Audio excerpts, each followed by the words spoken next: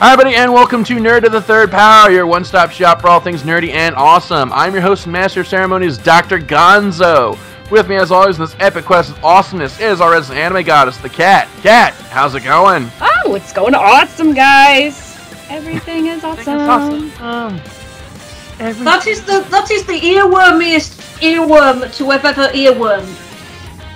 Man, I want to get like pneumatic struts put into my car just to play that just for that song. Like I want you to imagine just like this little Prius just rolling down the road. All of a sudden, everything is awesome. Starts playing, the front end starts bouncing up and down. But yes, also with us is our other co-pilot, Skyblaze. Skyblaze, how you been? I'm pretty good, actually. Not awesome. It's certainly a hell of a lot better than last week. And we're moving in on awesome. Awesome is climbing towards awesome. Okay, all right. Awesomeness pending. Like the donation meter at a PBS pledge drive. It is slowly but inexorably climbing towards its goal. I will have to take your word for that one, but I assume it's the same as like Children in Need or something. So yeah, sure, why not? It's like that. And yeah, and we got a full boat this week. 3 episodes in a row. I think it's been a while since we've been able to pull that off. But yeah, Brian, Brendan, John, how you guys doing? Well, don't all speak up at once. I was gonna say, I'm gonna answer in the order asked. Oh, I forgot the order. So basically, the long and the short of it is, we're doing as good as usual. Well, yeah, we got a great show today. Today we're discussing the Lego Movie, which I think is probably our most anticipated movie of the year thus far. We've all been looking forward to it ever since the first trailer came out. In, what was it, like April that this trailer came out? That first trailer came out somewhere around there. Ages ago. Yeah, it was late. I want to actually say it was almost like midsummer is when we first saw it. Yeah, we've been biting our fingernails to the nubbins in anticipation of this film, and finally we get to see it and we get to talk about it. So this is gonna be a lot of fun. So we're just gonna get right down to the nitty gritty, starting as always with Ask a Geek, and we got a couple of really good questions here. First question comes from Sean, and he asks, with the recent pattern of celebrity guest stars in My Little Pony, aka John Delancey and Weird Al Yankovic, are there any celebrity guest stars that you'd like to see lend their voices to My Little Pony? Do they have to be living celebrities? I think that's implied in the question, yes. Well, damn, there goes Lugosi. Oh, I've got one. Well, actually, any of the guys, any of the actors who have played the Doctor to voice Doctor Who's. Oh, it's so good. I know, right? Don't hold back, Cat. How do you really feel about that? No, because Dr. Hooves is played by Brian Drummond, who I've met, and he's a wonderful guy. But holy shit, wouldn't that be amazing? Yes. But they would have to. I don't know if you've seen the image of like the various incarnations, air quotes, of the Doctor that have appeared in My Little Pony. So each actor would have to voice their respective incarnation. And that would be glorious. I was about to say, I don't see the downside of that. Yeah, it's Especially the opposite if they of a manage- problem.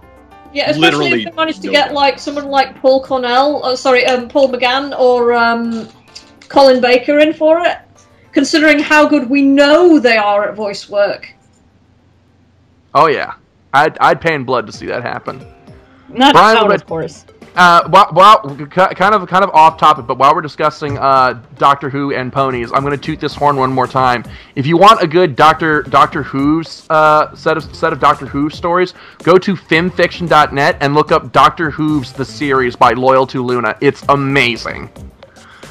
Brian, what about you? Who's a celebrity you'd like to see lend a voice to My Little Pony? I don't really know because they're like I read the comics and the comics have been going through this like sort of literature story arc. So you see all these sort of literature ponies like Gandalf the Grey and things like that. So you kind of keep things like, oh, that'd be cool to get Ian McKellar to do like Gandalf. Wait.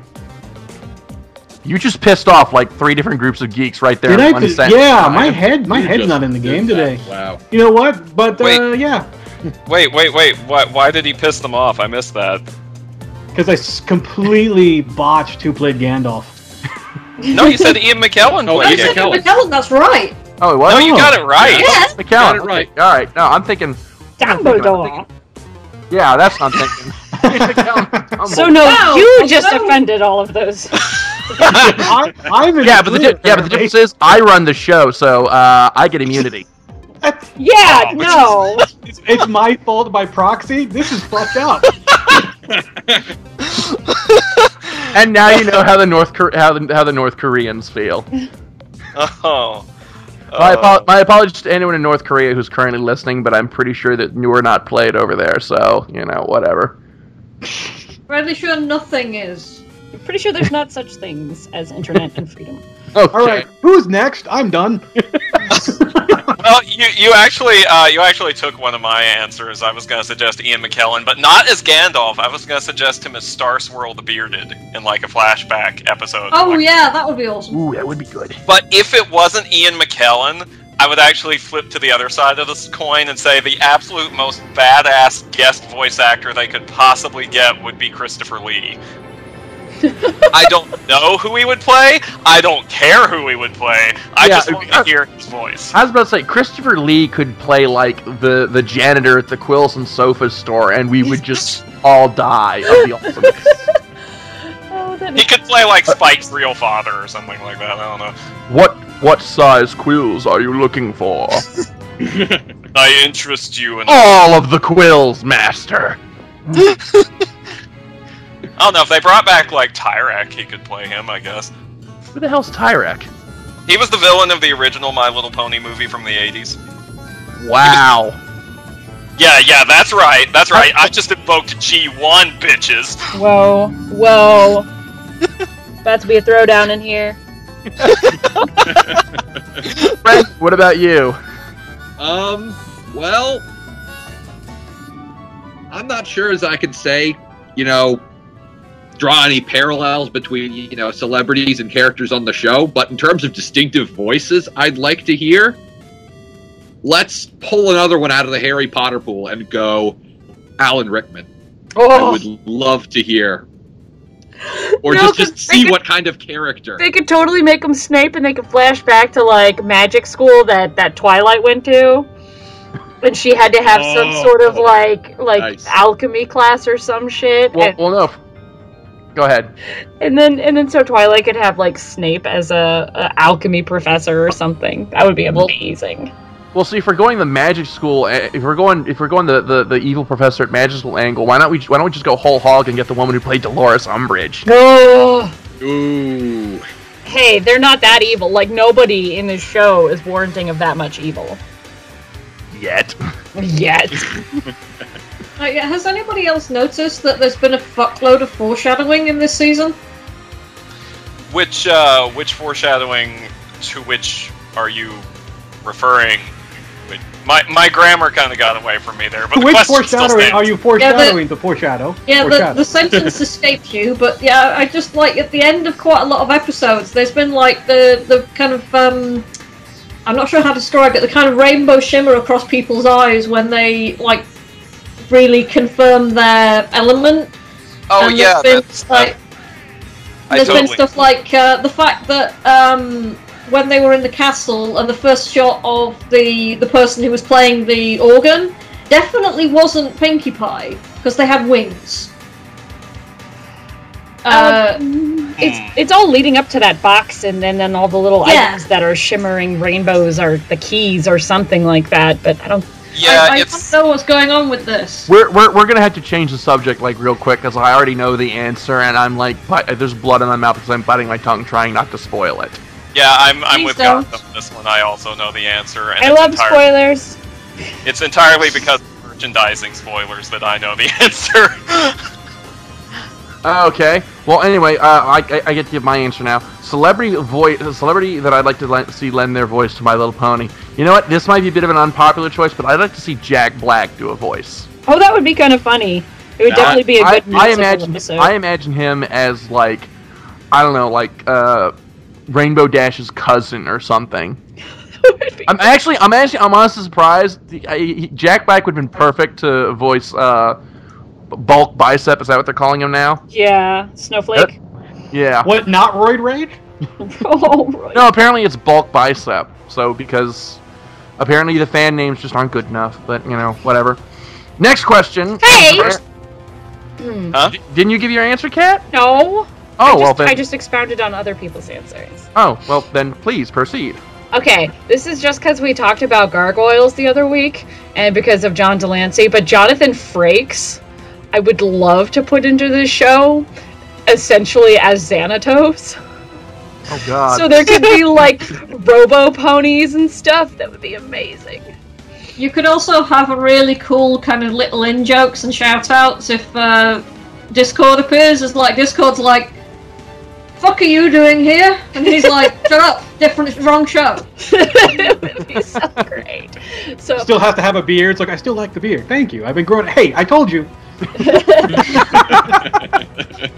Okay, next question, and this one is a really good one, and there's actually some background to this. I don't know if you've been following the news, but there was apparently an asteroid that passed within a few million miles of the Earth, and a listener named Eric actually sent me a question earlier today, asking that if we knew an asteroid was about to hit the Earth in 25 years, and we knew there was no way to stop it, would we want to tell the world at large, or let everyone carry on in ignorance?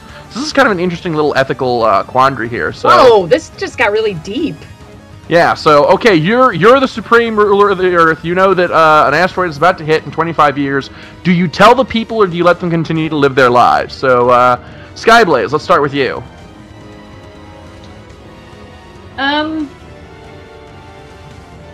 Well, first of all, I'd tell, researchers and, scientific advisors and so on and say, is there anything that you can do about this genuinely?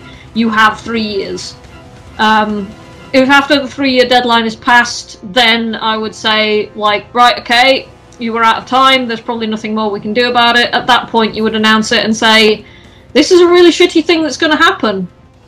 If anybody has any ideas, please let me know. Other than that, we're kind of fucked. Have fun. Well, the rules as laid down by the question is that there's no possible way to stop it. Okay, then I would tell people and let them make their peace or freak out or do whatever they wanted. See, Anarchy for 25 years. Yeah, sure, why not? We're gonna die anyway, so screw it. See, that's exactly why I wouldn't. I let people carry on, because the thing is, you tell people if they're going to die in 25 years, at that point it's like, oh, why the fuck should we do anything? What's the point of having law? What's the point of having order? What's stopping us from just killing and eating our neighbor, Also, everything becomes meaningless at that point. Yeah, it also means that there's nothing to stop you from, no reason to go to work, so there's nothing stopping you from creating that novel, from painting that picture, from writing the album you always wanted to do. Think of all the shit that you could do if you didn't have to be distracted by all the pointless bollocks in your life. Okay, I think you have a little more faith in humanity than I do, and considering our two personalities, that's kind of a shocking thing that I never thought I'd ever say. Brian, what about you? Tell the world or keep it secret?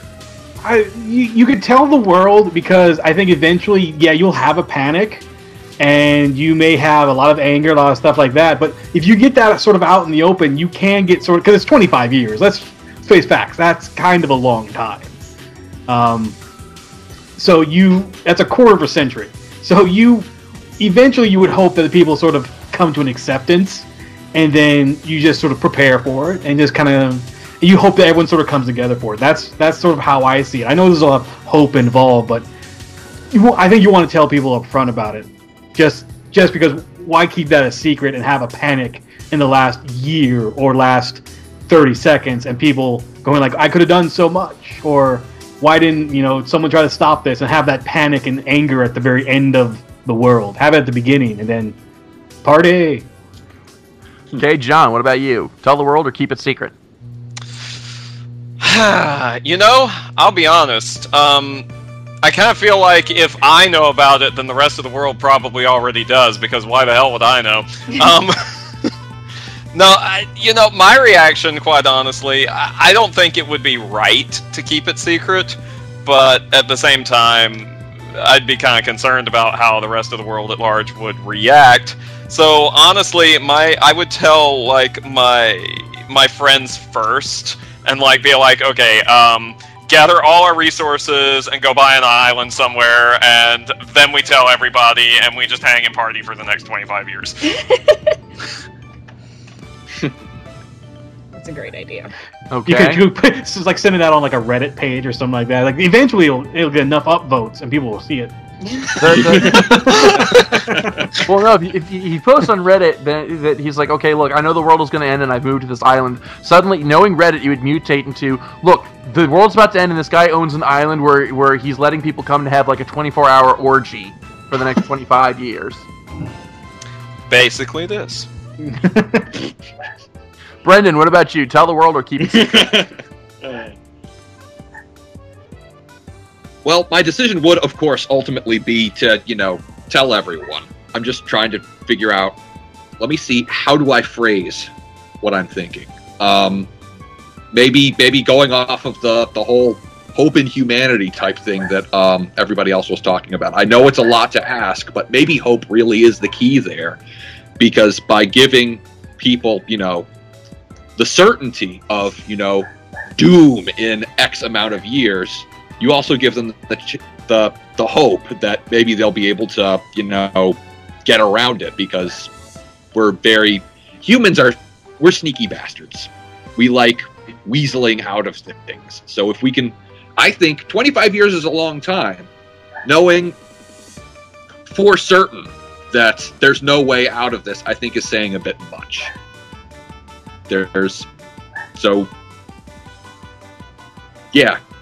Give the people the information they need or think they need, and just let it work itself out from there, I guess.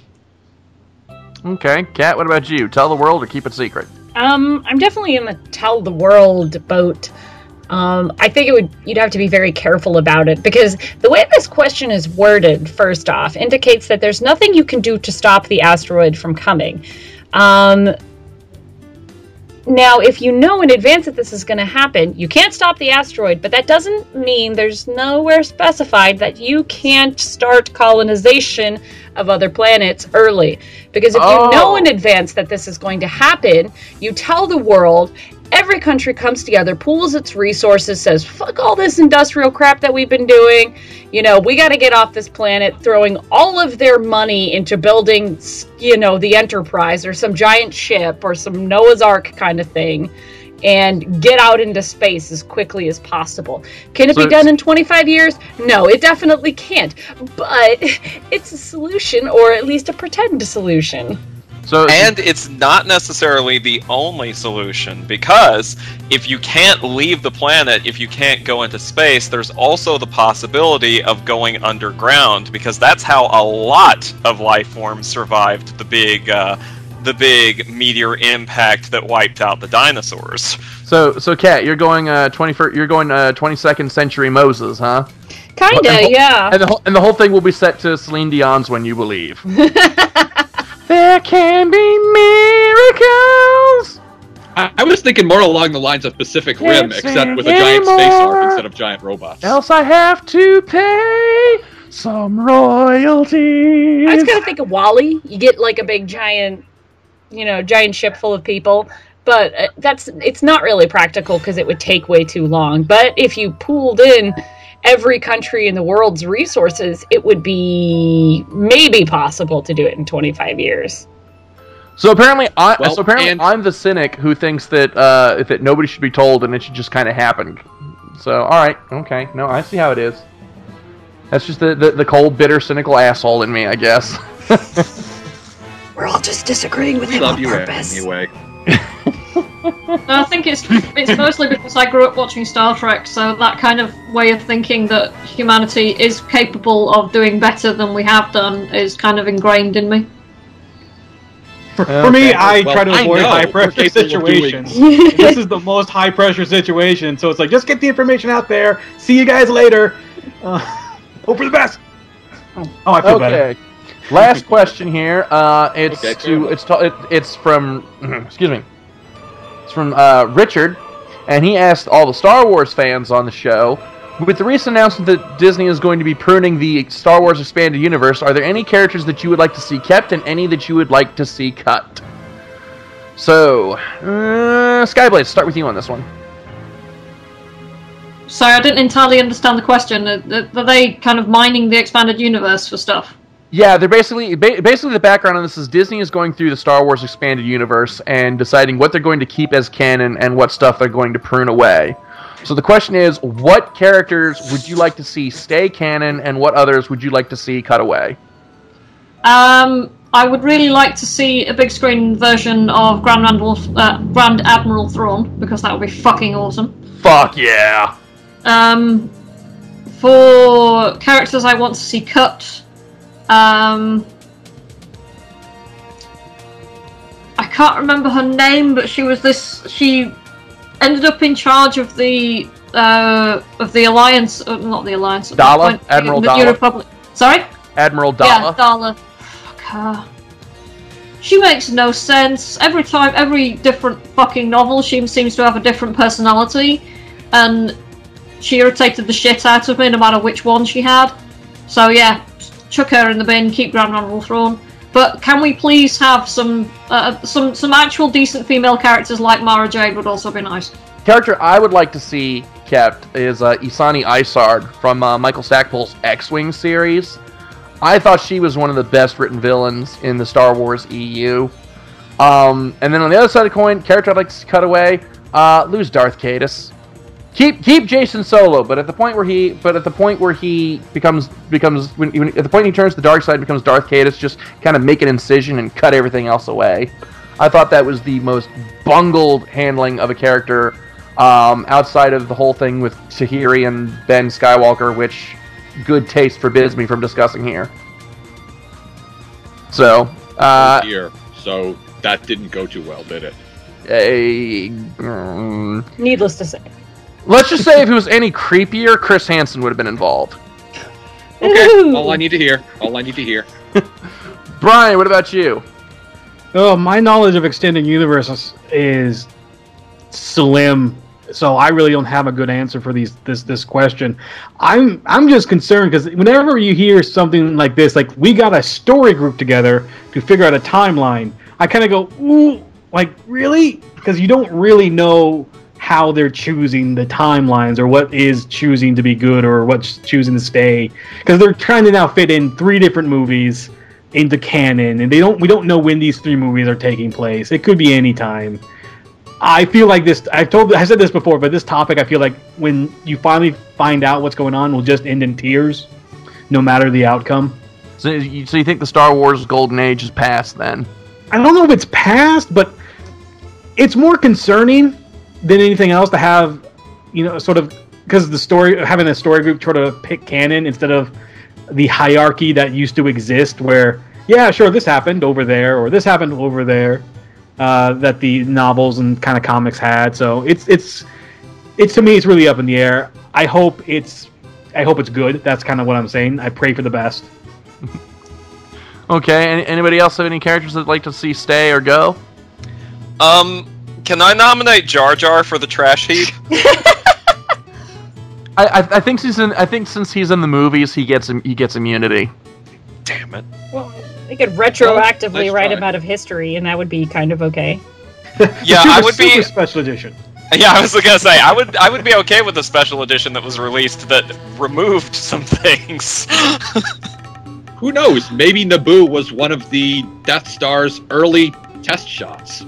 Well, no, not according to the Death Star novel that I read a while ago. Their first actual destruction, I think, was like a prison planet. Full And I needed of Gungans. No, We can only hope. I'm not. This is not going to be avoided anyway. Okay, I'm out. Okay. Well, so what's the character you'd like to see stay, John? Oh, I'm not nearly as immersed in the Star Wars extended universe as apparently the rest of you guys, because wow, there were a bunch of names being thrown out that I didn't recognize. But I did always kind of sort of like Prince Shizor from Shadows of the Empire. Maybe that's primarily because of the fantastic N64 game, which is my primary point of exposure to him. But yeah, I'd kind of like to see him stick around, just for that sake. Okay. Kat, what about you? Any particular input on this question? I really have none because I've never delved into the expanded universe. I'll say Mara Jade just because she sounds from her Wikipedia like a really cool character. Okay, all right. Brendan, what about you? Any input from your end? Well, I'm kind of in the same boat with John and Kat. I've read some of the books. I've played some of the games, but I'm not really terribly immersed in the AU here. So, no, EU, Extended Universe, not Alternate Universe. My bad, silly acronyms. Anyway, I guess I'm going to go with your advice here. I mean, whack off the bits about Jason turning all nasty bad. But yeah, keep him and Jaina in there and maybe consider tidying up Anakin. So the solo offspring is my answer for characters to keep in. Characters to vanish, yeah, let's just make Naboo go away. Wow. One character condemns a whole planet. Yep. Well, I don't know. Padme herself wasn't that great either. Alright, well, moving on. Well, that's all the time we have for Ask Geek questions this week. As always, you can send them to us through the email at billysmith@channelawesome.com or drop them in the That Guy with Glasses forum thread of the same name. As always, we kind of prefer if you send them to us through the email. It's a little easier for us to keep track of. So, yeah. But that's all the Ask Geek questions that we have this week. So we're going to start right into our news headlines, starting as always with our correspondence corner with Brian. So Brian, take it away. Thank you, Dr. Gonzo. But before I get into the headlines real quick, I have a PSA for everyone. If you haven't heard already, there was an attempt to hack the crowdfunding site of Kickstarter over the weekend.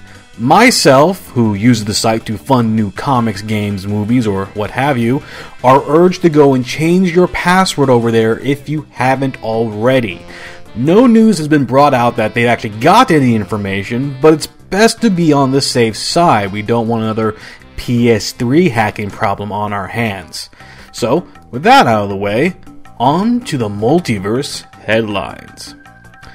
Valiant is moving into their third year since their relaunch with some expansion and titles, with the Valiant First program that's giving 6, you count that right, 6 new titles coming starting in May. 2 new characters will be making their debut in Dr. Mirage and Ra, though Ra's new design has some people concerned. See, it's using sort of a Japanese imperial flag design or the single red dot design. This Japanese imperial flag is sort of connected with World War II, and it's not sitting well with a lot of people. There's no word if it's going to be changed or not, but this is probably something that needs to be explained or looked at very closely. Among the other titles, though, we're also seeing Armor Hunters, which is going to be featuring Exo Man of War, and 2 offshoots of that is Armor Hunters Bloodshots and Harbinger.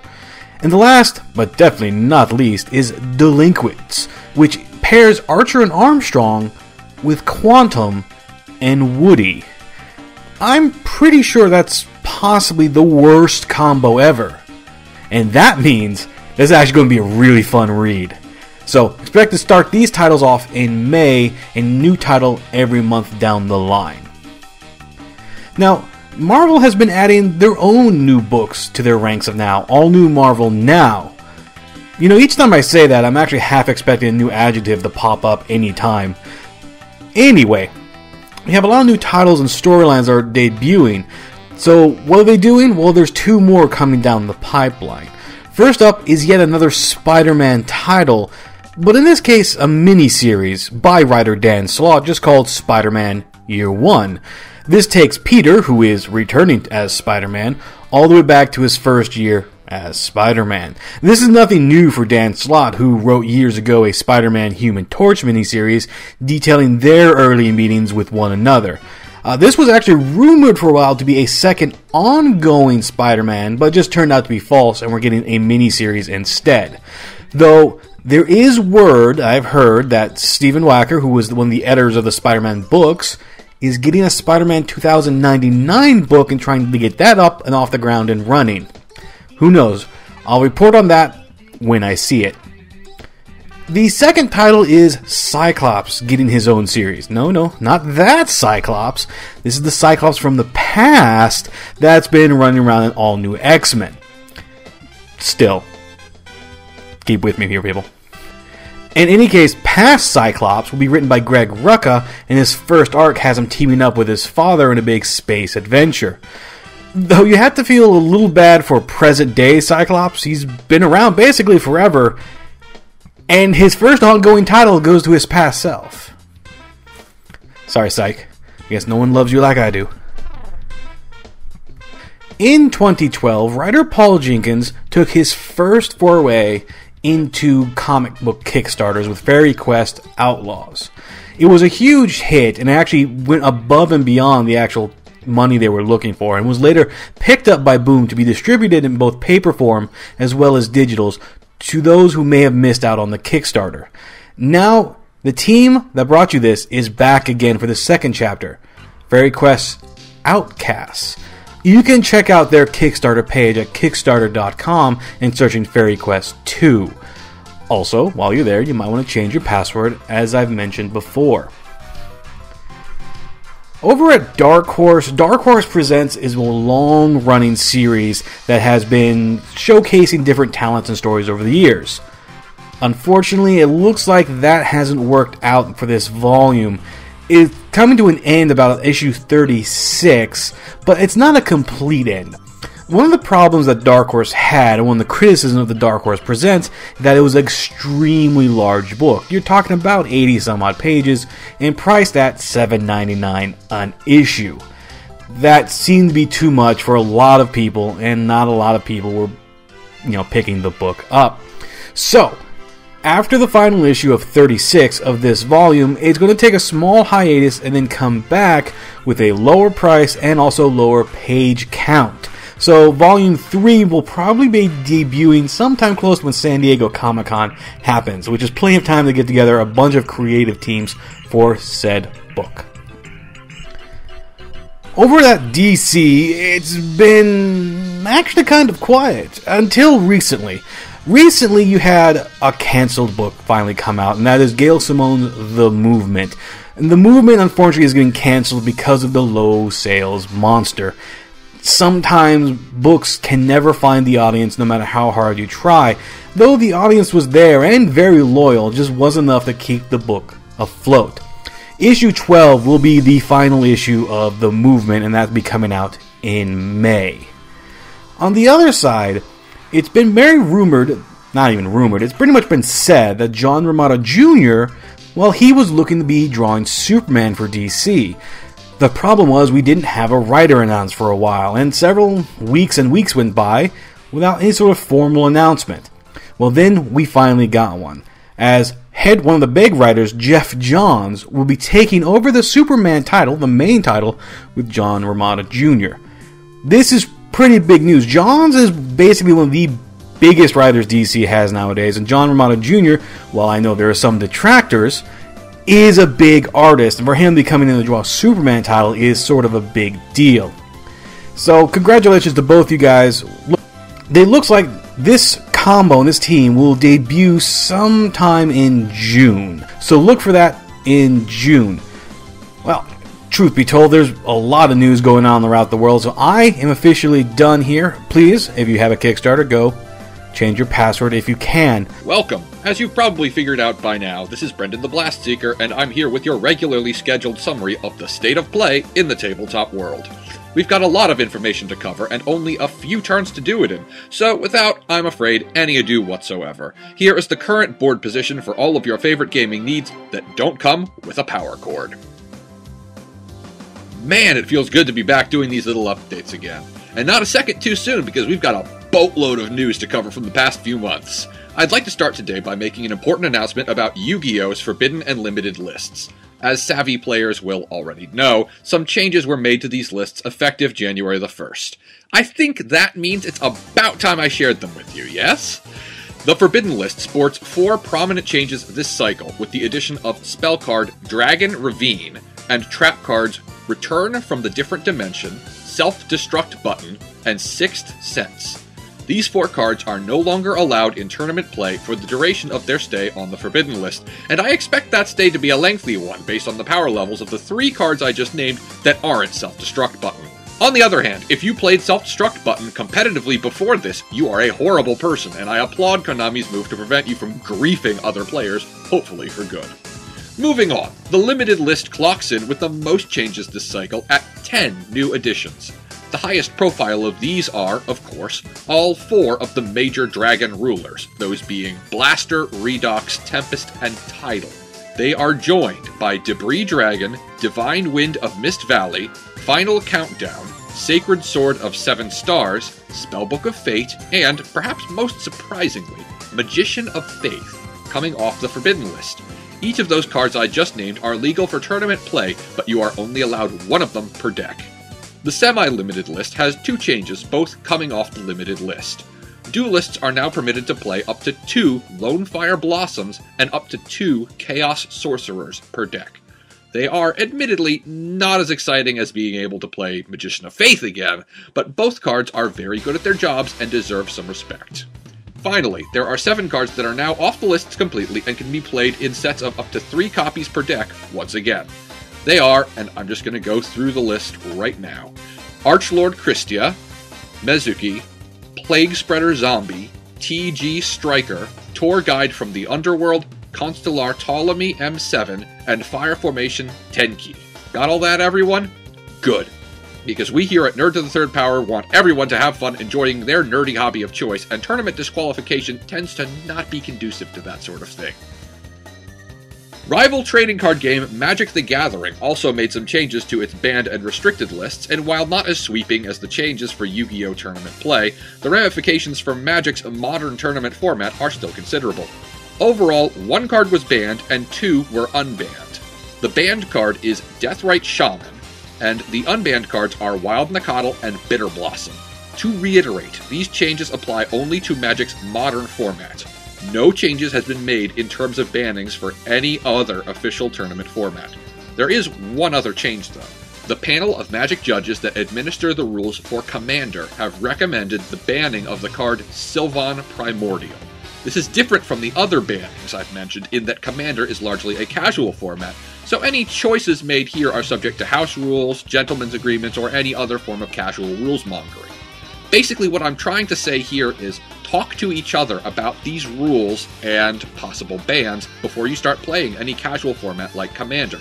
Different playgroups may use different rules, and getting into an argument over what you can and can't do is also a surefire way to kill the fun. Whew! Now that we've got all that out of the way, it's time for something a little more lighthearted, like, geeking out over new cards. Both Magic and Yu-Gi-Oh! Released new sets recently, and they're both looking pretty nice. Yu-Gi-Oh! Got out of the gate first with its Legacy of the Valiant set, which released on January the 24th. Like most of Yu-Gi-Oh! Sets, it contained new cards for a wide variety of strategies, but the most prominent of these is a collection of plant-type monsters and support cards collectively known as the Sylvans. This new archetype revolves around the freshly named Excavation mechanic, wherein a player reveals a certain number of cards from the top of their deck, then does something based on which cards were revealed. Usually, 1 or more of these cards will be sent to the graveyard, which is actually a good thing for the Sylvans, due to the fact that many of them also have effects that activate in the graveyard. It's tough to evaluate any new mechanic or archetype in a vacuum, of course, but the potential here for deck manipulation through Excavation seems to merit attention. Outside of the Sylvans, the other largely hyped card group in this set is a new collection of Gravekeepers. They are joined by new Ghost Tricks and Gorgons, a bunch more Xyz monsters, and a host of other interesting cards. Anyway, on February the 8th, about 2 weeks later, Magic released their first new set of the year, entitled Born of the Gods. Positioned as the second of 3 sets in Greco-Roman themed Theros block, the set's name is actually something of a metaphor. You won't see any literal baby demigods in this expansion, but you will see plenty of creatures that demonstrate the new Inspired mechanic, painting the concept of new ideas as divine gifts. In terms of gameplay, Inspired is pretty simple. When the permanent with Inspired untaps and becomes ready for action, its Inspired ability also activates, doing something either good for you or bad for your opponents. It doesn't matter how the permanent became tapped or how it untaps. As long as that card turns right side up, you get the effect. Naturally, this means there are plenty of sneaky ways in this very set to get your creature tapped without attacking with it, or to untap it without waiting until the start of your turn. The other new mechanic in Born of the Gods is called Tribute, and it gives your opponent a choice between staring down a really big monster or a smaller one that gets a nasty special effect. In addition to all that, we also get more enchantment creatures, including 5 new minor deities, more heroic creatures, new ways to use the scry and devotion mechanics, as well as some other nifty additions to the game. So, a brief recap. Magic and Yu-Gi-Oh! Both have new sets, they're both pretty cool, and they're both in stores now. Pick your poison, crack some packs, and just have some fun. And with that, the good Dr. Gonzo has once again progressed from making slashing motions across his throat to attempting to make them across mine with a very sharp razor, which probably means it's almost time for his headline segments. Before I go, though, please let me take a moment to ask, as always, for your opinions. What did I miss or skim over that you would rather have heard more about? Alternatively, should I shut up about card games just for once in my life? Kindly direct your comments, concerns, and vitriol to our Facebook page or to my own shiny new address for N-Cubed correspondence, blastseeker@nerdtothethirdpower.com, and I promise I will not ignore it completely. So until next session, this is Blastseeker Brendan reminding you that while the Duelists Convocation International, look 'em up, may be your enemies, the dice are always your friends. They're all yours, Doctor. Alright, thank you guys. Thank you to all of our correspondents for helping to make Nerd of the Third Power as awesome as it is. And with that, we're going to jump right into our headlines, starting as always with the Cat. Cat, go ahead. Thanks, Dr. Gonzo. Well, I'm sorry to say that our running gag about my headlines being the obituaries is once again rearing its ugly head. ADR director Kevin Seymour passed away a little over a week ago. Seymour was director on big-name classics like Ghost in the Shell, Bastard, Armitage III, Guyver, Giant Robo, Metropolis, and Blackjack. More recently, he served as an ADR director on Ghost in the Shell standalone complex Code Geass, and he was the voice director on Kekkaishi. He was co-founder of now-defunct licensing company US Renditions and Studio Anime. No cause of death was given. Canadian voice actor Campbell Lane passed away during our long break. He performed minor roles in a string of well-known nerd shows, including The X-Files, Battlestar Galactica, and Stargate Continuum. He was also a prolific voice actor, playing the narrator in Gundam Wing, Rampage in Beast Wars, and Mastermind in X-Men Evolution. He was 78. Voice actor Tsukada Masaaki passed away January 27th. He was best known as Toto in One Piece, Wang in Irresponsible Captain Tyler, and Genryusai Yamamoto in Bleach. His passing was confirmed by lead Bleach actor Morita Masakazu, who was at a loss. He fondly remembered how Morita would affectionately call him Ichigo, and how he had a bright, smiling personality with an air of dignity while recording. He is survived by his wife, voice actress Nozawa Masako, famously known as the Japanese voice of Son Goku, Gohan, and Goten in the Dragon Ball franchise. He was 74.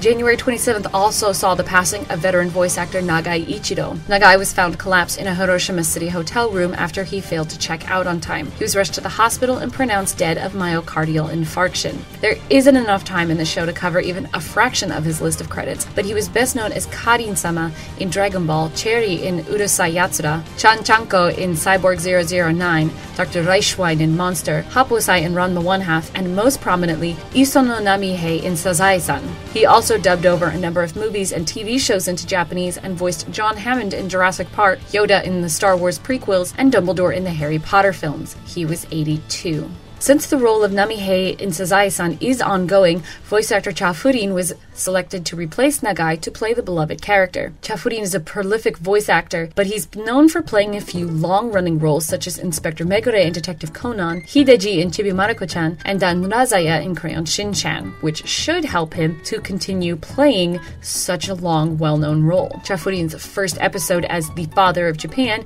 aired this weekend. On the live-action movie front, DreamWorks has signed on Snow White and the Huntsman's Rupert Sanders to direct their planned adaptation of Ghost in the Shell. The reluctant fundamentalist's William Wheeler has drafted a new script. As far as we know, Avi and son Ari Arad are still set to produce, and that's still all we know.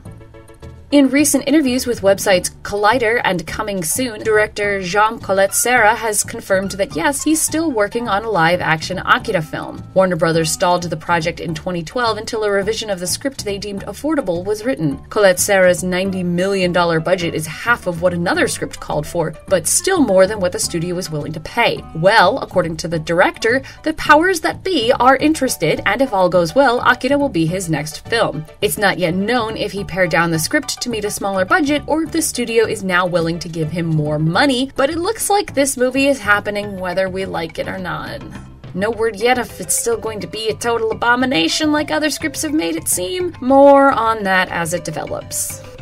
Studio Ghibli has announced that they are working with distributors to release Princess Mononoke and The Cat Returns on Blu-ray overseas. Both films were released not too long ago in Japan with English dubs and multilingual subtitle options, but a release outside of Japan has yet to happen. Studio Ghibli's Twitter account also noted that once those movies are released, that will leave only one film not playing in theaters right now without a Blu-ray release, which they promise will be worth the wait. Is everyone ready for Spirited Away on Blu-ray?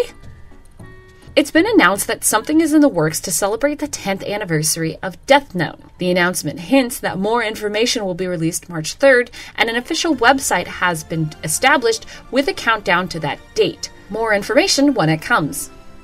And finally, Viz Media has announced that their dubbed streaming service Neon Alley will soon become free. The entire service is actually being revamped. Starting April 1st, Neon Alley will switch from a monthly subscription fee to an ad-supported service affiliated with Hulu. And instead of live programming, the content will be on demand and will finally include subtitled anime. Of course, they've always had this on their vizanime.com website, but now fans will be able to access the content from any device that supports Hulu+. This change to conform more towards the Hulu style of content streaming is likely a hopeful bid to gain viewers. Neon Alley's subscription fee has been a turnoff since its inception, and the linear programming didn't always work well with a generation of fans who expect to get what they want when they want it. I commend Viz for taking the leap and retooling their entire service. It's a bold move, and I hope it pays off for them. And that's all I've got going in the anime and manga world. And here's all the news in the gaming world that is fit to hear this week. Our top story: Dong Goyen, creator of the multi-million selling Flappy Bird game for iOS and Android devices, took down his wildly popular game from app stores earlier this week. Goyen stated that this is not a fire-from-the-hip decision, that he has thought this decision through. He has stated that he has a problem with the game's addictive qualities, that he is not comfortable with creating a product that is so addicting. Those who have played Flappy Bird but have not been able to purchase it themselves shall not despair. A clone has already been released by another developer entitled Splashy Fish. In other news, BioShock Studio Irrational Games is shutting down. In a press release put out on Irrational's website by studio founder Ken Levine, Levine has stated that he is going to be starting, quote, a smaller, more entrepreneurial endeavor at Take-Two Interactive, and that he will be laying off all but 15 people. Levine went on to say, while I'm deeply proud of what we've accomplished together, my passion has turned to making a different kind of game than we've done before. To meet the challenge ahead, I need to refocus my energy on a smaller team with a flatter structure and a more direct relationship with gamers. In many ways, it will be a return to how we started, a small team making games for the core gaming audience. No word yet on whether this decision was influenced at all by the troubled development of BioShock Infinite. However, Levine has said that the final publication for Irrational will be the Burial at Sea Part 2 DLC for BioShock Infinite. Best of luck to all of those who will be losing their jobs in the coming layoffs. And Sonic the Hedgehog is getting a makeover after more than 22 years. This new, slimmer, hipper Sonic is joined by a Brock Lesnar steroid-crunching looking Knuckles, a tech-savvy Tails, and a somewhat more hip Amy Rose. This is for the Sonic Boom television series and video game. These two properties will be sharing both a world and a narrative. The cartoon is slated to air on Cartoon Network, and its first season will consist of 52 11-minute episodes. Each will start with a simple character-driven story and escalate to an epic world-saving story. The show is going to be co-produced by Sega and Oedo Productions. I'm hoping I'm pronouncing that right. The game itself will be developed by Big Red Button Entertainment for the Wii U and by Sanzaru Games for the Nintendo 3DS, with both teams collaborating with Sega's Sonic team. This is the first time that the development of a major Sonic release will not be handled exclusively by Sega or by Sonic Team. But given Sonic's troubled history in the past few years, maybe a change of hands is a good thing. So we'll see how that goes. Sega has also partnered with Tommy Toys to produce a wide range of Sonic Boom merchandise. Plans for releases include plushes, action figures, role-playing games, and vehicle and novelty toys based on the series. So yeah, we'll see how that goes. And that's all the headlines we have for this week. We're going to take a quick musical break. When we come back, we're going to be reminiscing about our time playing with Legos as kids, and then discussing the recently released Lego Movie, our most anticipated movie of the year so far. So yeah, stay tuned. We got a lot of fun stuff ahead.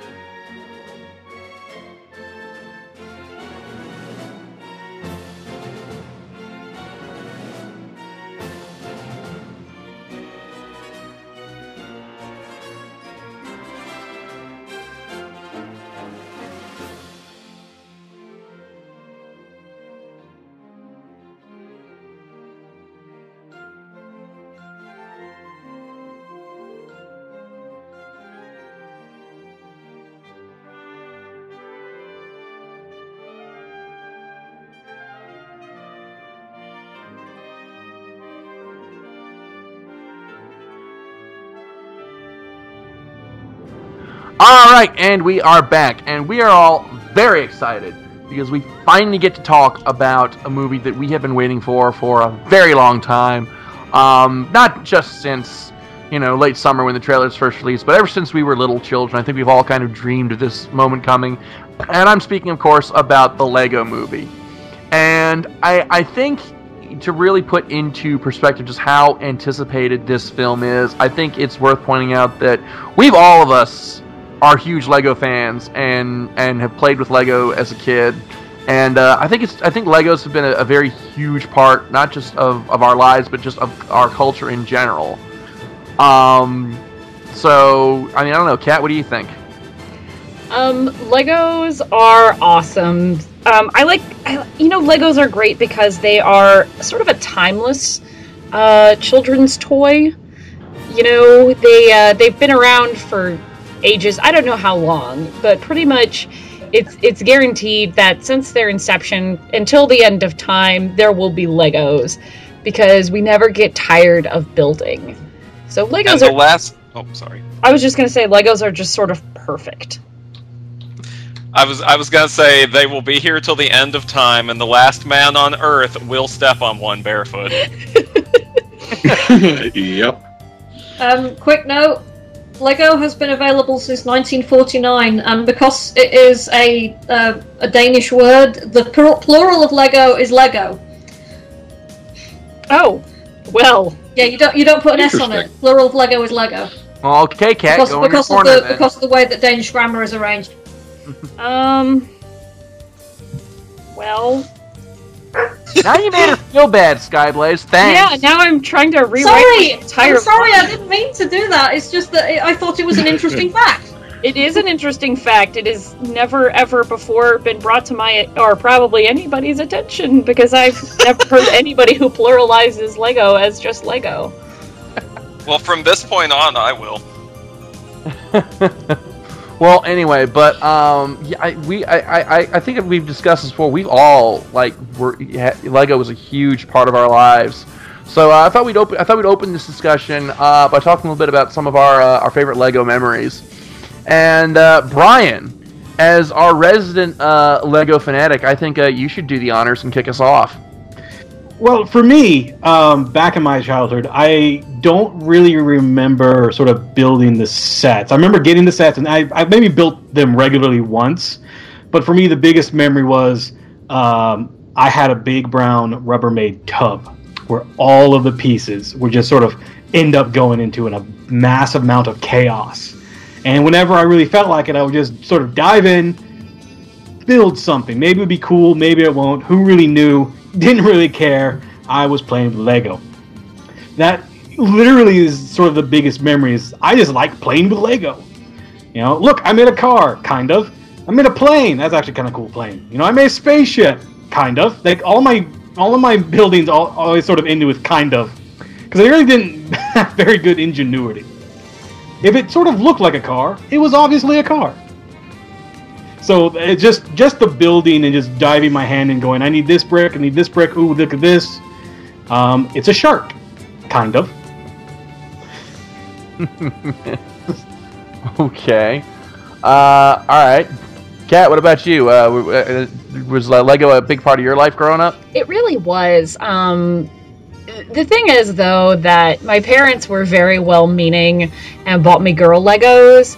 And it's not like the Lego sets, per se, but they bought me 2 big tubs, one full of these purple pastel Legos, and one tub full of pink pastel Legos. And I built some stuff out of that, but I usually just took my brother's Legos and built shit with his Legos.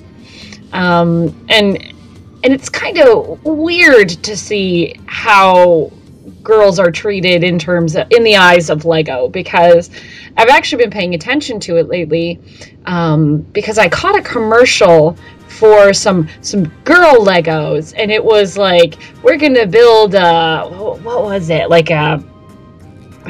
was it? It was What, like a mall or bakery or something like that? Oh, Am I thinking the right thing? It was like a somewhere where you could get like a smoothie or something. It was something really dumb like that, and Like then it was a cafe. like something like that, and it was all like, we're gonna make pineapple smoothies, guys. And I'm just looking at it, and there's very little actual building involved with it. It's more like, here's a minor amount of construction so that you can essentially kind of play a small version of Barbies.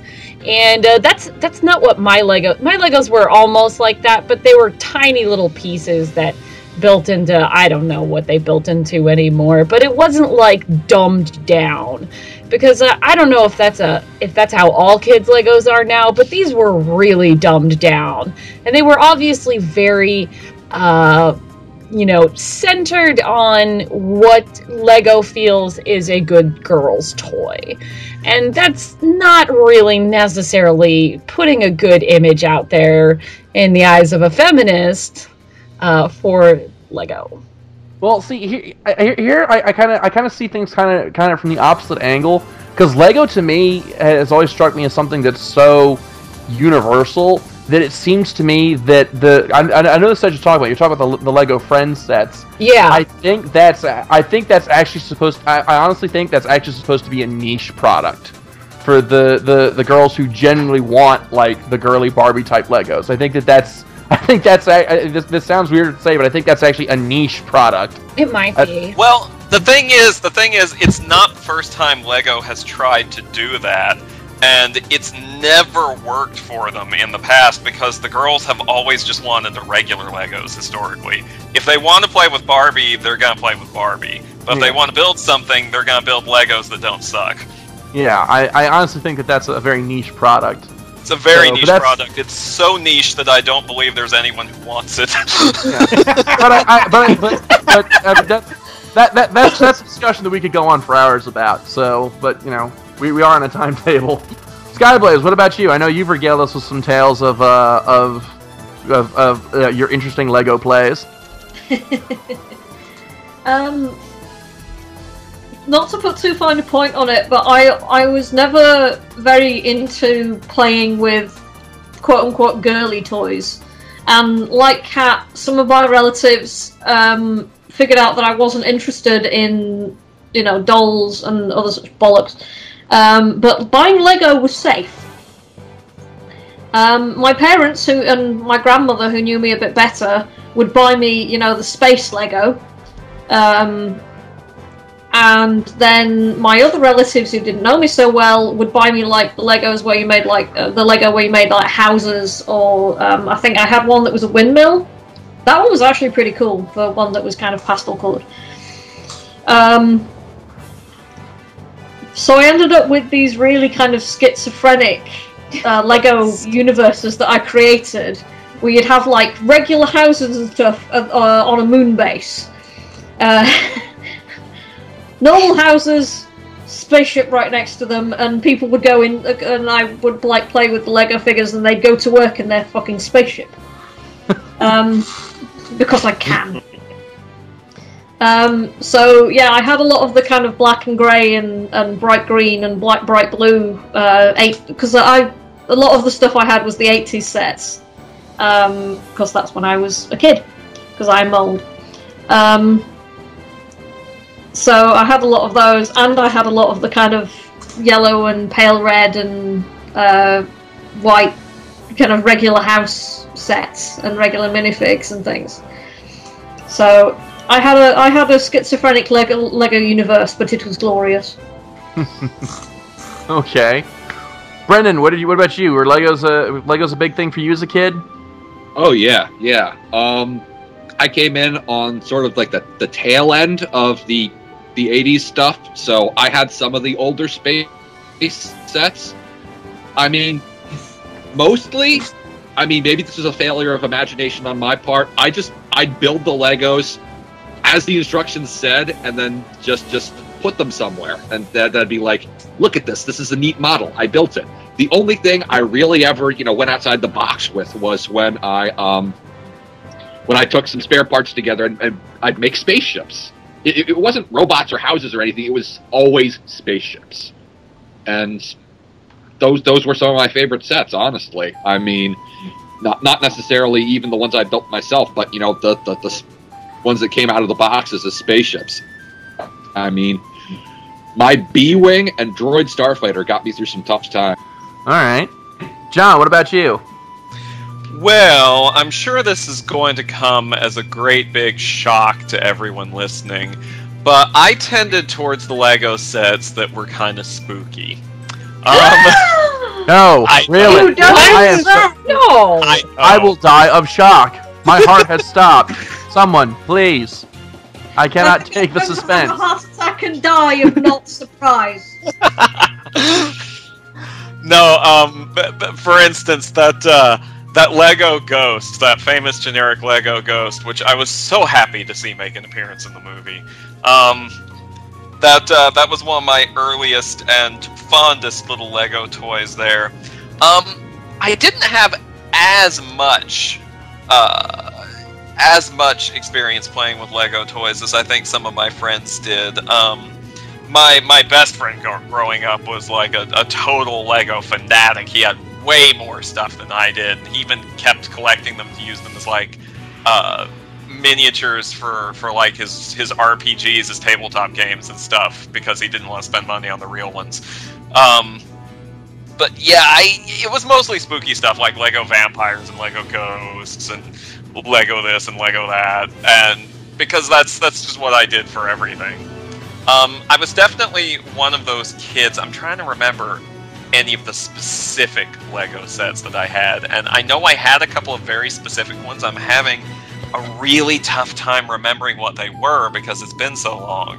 But I do remember that I was one of those kids who preferred following the instructions and building it the way it was supposed to look, rather than just going completely crazy with it. Like, every now and then I'd take it apart, take the parts apart, and build something strange and completely unique. But for the most part, I kind of liked putting them together the way they looked on the box, and trying to make it look like the way they looked on the box. That was how I played with Legos.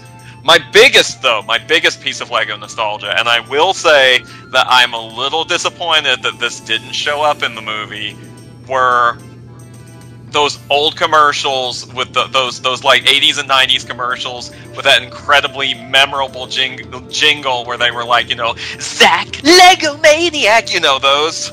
Oh God. Remember those? Yeah. I loved those. God, that shows my age that I actually remember those. Oh my God. Mm-hmm. Lego Mania. And he would come on and do like a little infomercial of the latest Lego sets. Oh Lord. Yeah, basically. I think we had different ones in the UK. Yeah, I think you did. Because I think some of them were actually straight overdubs of the European ads. Because I remember there being like really bizarre, lip lock. You know, people like moving their mouths and something completely different coming out. I'm not sure. I don't remember I never saw the UK Lego commercials. For me, I had two phases of Lego. When I was real little, I would use my Lego sets. You know, I'd build what was on the box first, but then I'd take them apart, and I would use the pieces to build, like, this is how much of a video game nut I was as a kid. I would build Lego recreations of, like, levels from Super Mario Brothers, or at one point I had made a Lego version of the world map from the original Legend of Zelda. And I had at 6 years old I did this. And I had a little Lego knight figure going around, I was pretending was Link, going around and, fighting Lego moblins. I still kept up with Legos as I got older, though. So I remember, like, the Space Police, Ice Planet, and the Spyrius sets, which scared the fuck out of me as a kid, the Spyrius ones, because that was the set that introduced the little red robot minifigs with the black face and the robot face that they put on those minifigs scared the hell out of me as a child. So I kept up with those, but everyone knows I'm a huge Star Wars nut, so I was over the moon when I found out a couple years ahead of time, actually, through Toy Fair magazine, that Lego was going to be getting the Star Wars license and making Star Wars sets. And the first one I ever got, I'll never forget, it was the Snowspeeder from The Empire Strikes Back. Had a little Lego Luke and a little Lego Dak. But the set that I love the most, and to which is also attached my most heartbreaking Lego story, was the Collector's Series X-Wing. They came in, I want to say, about a year and a half so into the after Lego got the Star Wars license. It was a 1,000 piece, I want to say 1/50th scale model of an X-Wing fighter. 1,000 pieces. Took me a week straight to put it together over Christmas break. And, like, I remember it drove me to tears at one point because I couldn't get the wings to open up and stay open, and I finally figured out how to get it done. I was so proud. I set it up on my bookshelf, and it looked just so awesome sitting there. And it was just, I was so proud of it. The problem was, at the time, we lived with a cat. And as those who own felines know, well, you know how this story ends. Yep. And I was never able to bring myself to reassemble that model. So, yeah. But I mean, like, but even then, like, even today, like, I'm 27 and I'll still buy the odd Lego set and put it together and just like, I just kind of have some fun with it. And it's really amazing to see how far and how complex some of these sets have gotten in recent years. Because when I was a kid, the Lego sets were all kind of really simple. But now they're doing stuff that I wouldn't even have been able to dream of as a child. I'll say this. There is a very, very recently announced Lego license acquisition that I am actually pretty excited about. They just announced this within the past couple of days. Lego is going to be starting to make official Ghostbusters Legos. Oh my god, seriously? I'm serious. I think they're going to start with Ecto 1, and then you get the 4 guys in Ecto 1, and I think they're going to do the Firehouse, but I'm not sure when that's coming out. I just want to see them do, like some of the ghosts. I want to see Slimer, I want to see the Stay Puft Marshmallow Man, I want to see Zool and what's-his-face. Vigo?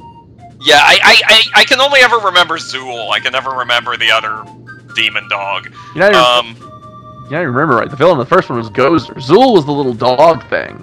Yeah, no, that's what I was saying. There were 2 dogs, though. There was the Gatekeeper and the Keymaster. Oh, yeah.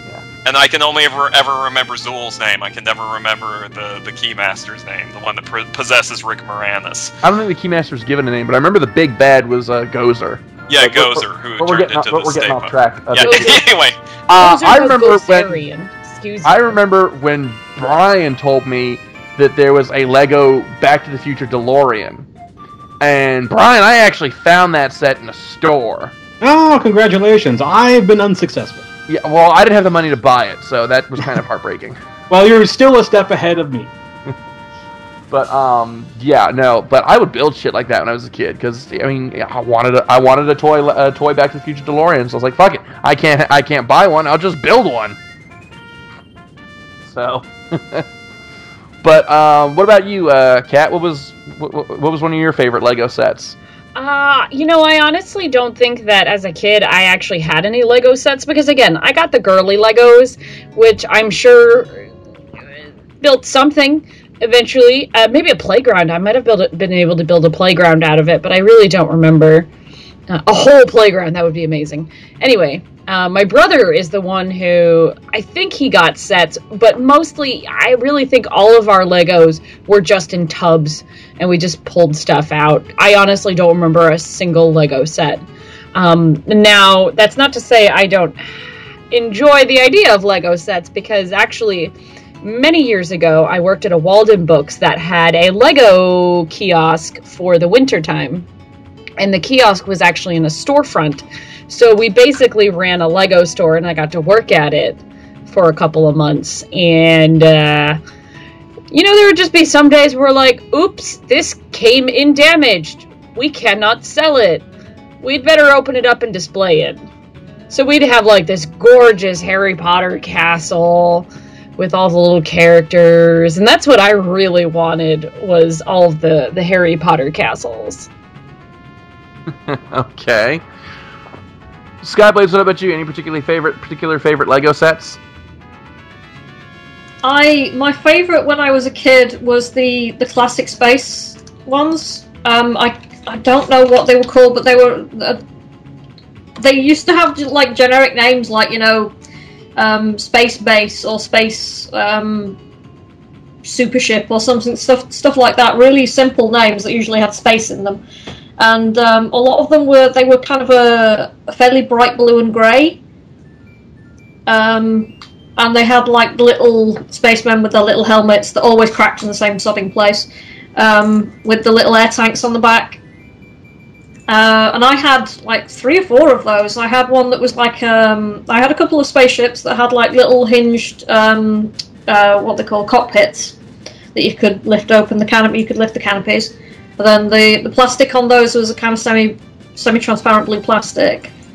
And I had it was like a kind of base type thing, like almost like a lander, and it had like the 4 corners of it were these. I'm not really sure how to describe them. Kind of like 3-sided, almost triangular shapes that were I can't remember if they were kind of a semi-transparent green or a semi-transparent blue. I might have had one of each. But they were kind of the pieces tended to be dark grey, light grey, or blue. And I loved those pieces. I loved them so much. I play with those a lot. Okay. What about you, Brendan? Any particularly favorite Lego sets? I know you mentioned the B-Wing and the Droid Starfighter. Oh, yeah, those were...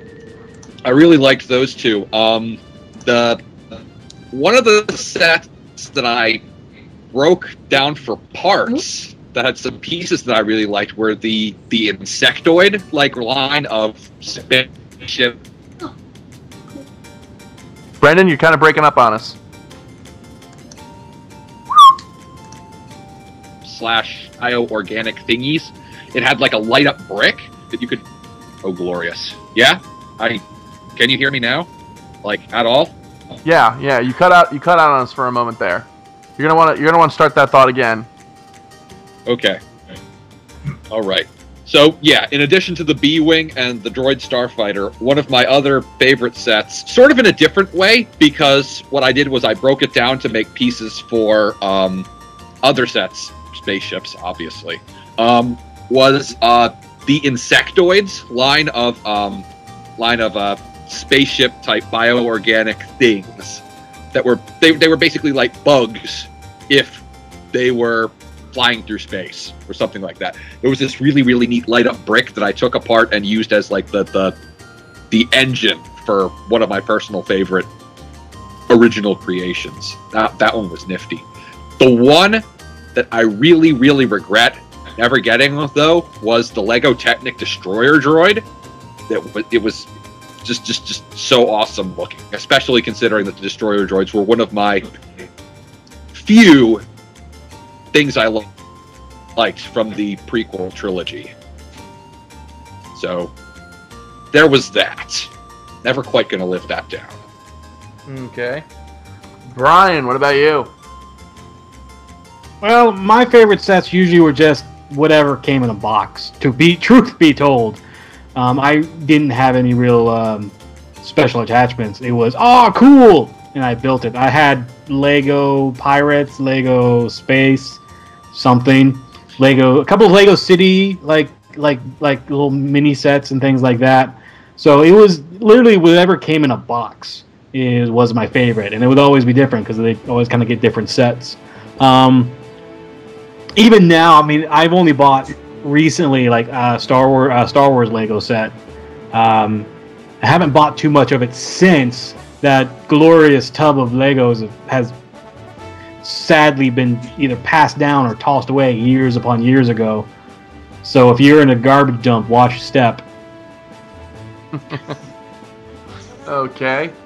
And John, did you already give us your favorite Lego set as a kid? Well, I talked about being really into the spooky ones. Did that count? I suppose, yeah. All right. Okay. So, what do you think it is about... let me get closer to the mic here. What do you think it is about Lego that has allowed it to last as long as it has? What do you think it is about Lego that gives it that timeless quality? Well, I think it's the sheer creativity about it. I mean, there's really no wrong way to play with Legos, and there's well, I was gonna say infinite, but that's a little bit hyperbolic. But there's so much you can do with Legos. You can follow the instructions, like I did and like other kids do, and you can just go completely off the rails and come up with your own crazy creations. You can keep all the pieces for the individual sets to their sets, or you can mix and match them as you please. There's really just hundreds and thousands of different things you can do. It's a toy that never really gets old. So, and it ages really well for that exact reason. Kids are always going to want to make things and break them apart and make new things, and the technology certainly isn't going to be changing very much over the years. They've just kind of hit upon this this idea that's really, really simple, and really, really endlessly creative. I think that's what the real secret of their success is. Okay, anyone else have anything to add to that? No, I think he's mostly summed it up. I would also say that their adaptability, like we said, they're timeless and they're universal. And they are so easily turned to whatever is, I hate to say this, but like they're really good at making money. Because you can tap any franchise and tie it with Legos and make $1 bajillion because it's so easy. They're just little dudes and little building blocks, and you can do anything with it. And that leads to a really excellent creative outlet for all these Star Wars things, and like every little thing that you could possibly pair with Legos, they're going to, and fans love it. And there's even video games of Legos being paired with Pirates of the Caribbean and Lord of the Rings and all these things. Like, the possibilities for pairing Legos with your favorite franchise, they're just endless. It's amazing. Okay. So I think we firmly established our love of Lego. So I think now it's time that we get down to the business at hand. But before we do, and this is where I'm going to insert the sirens. This review contains massive spoilers. No, seriously, we're going to be spoiling shit that you wouldn't even have thought about seeing the trailers for this film. If you have not seen the movie, turn off this podcast and go see it now. Then come back. You have been warned. Massive spoilers ahead. Like, bigger than anything we've ever spoiled before. We are not even shitting you. Get your ass to a cinema immediately. We're not being facetious. This is not me kidding. Seriously, there's going to be massive fucking spoilers here. If you have not seen the movie, leave now. Okay. And so, having given that warning, now we bring ourselves to discussing the Lego Movie. So, I think I can safely say that we've been anticipating this film, probably just pissing our pants with excitement. So let's just get right down to it. And so we're going to start with our general thoughts of the film. So, Kat, why don't we start with you? Okay. It goes without saying that this movie lives up to the theme song that you have stuck in your head just from the commercials. Everything is awesome. Everything about this movie is awesome. Okay. Anyone else? General thoughts? I'll tell you what, while I was also anticipating this movie, because I remember I heard rumors about it before, like, the trailer, and it was like a long time ago, like, they're going to make a Lego movie. And my sort of response to that was, ugh, really? I don't think this is going to work out. And then you see the trailer, I was like, oh my god, they're doing it. And so I was like, yeah, this is going to be really cool. I hope it's really good. I don't want this to be terrible.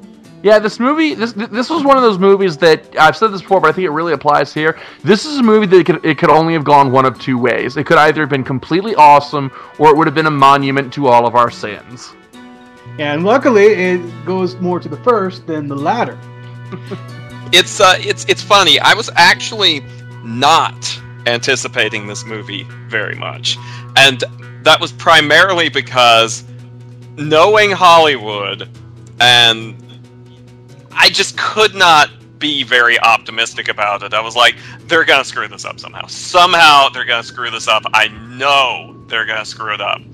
And so when it arrived, I heard some people saying good things about it. My friends were going nuts over it. And I'm like, okay, maybe they didn't screw it up this bad. But, let's see what the critics are saying. I opened Rotten Tomatoes. I'm like, 95% positive. And I'm like... Did you tap your computer screen? It's like, I think it's broken, guys. Yeah, seriously. I did not believe they could deliver on the promise, but they did. I still am somewhat in disbelief that the movie turned out as well as it did. I think if they'd given it to anyone else other than, what are their names? They flew right out of my head.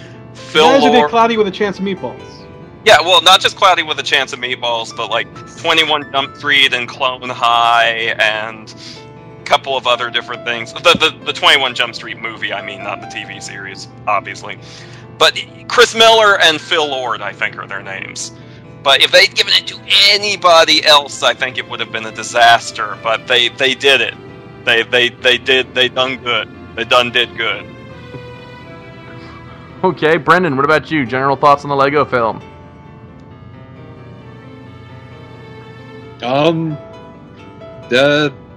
Basically what everyone else said. Not a whole lot to add. There's been a lot of effusive glorifying here that I think is probably justified. Okay, Skyblaze?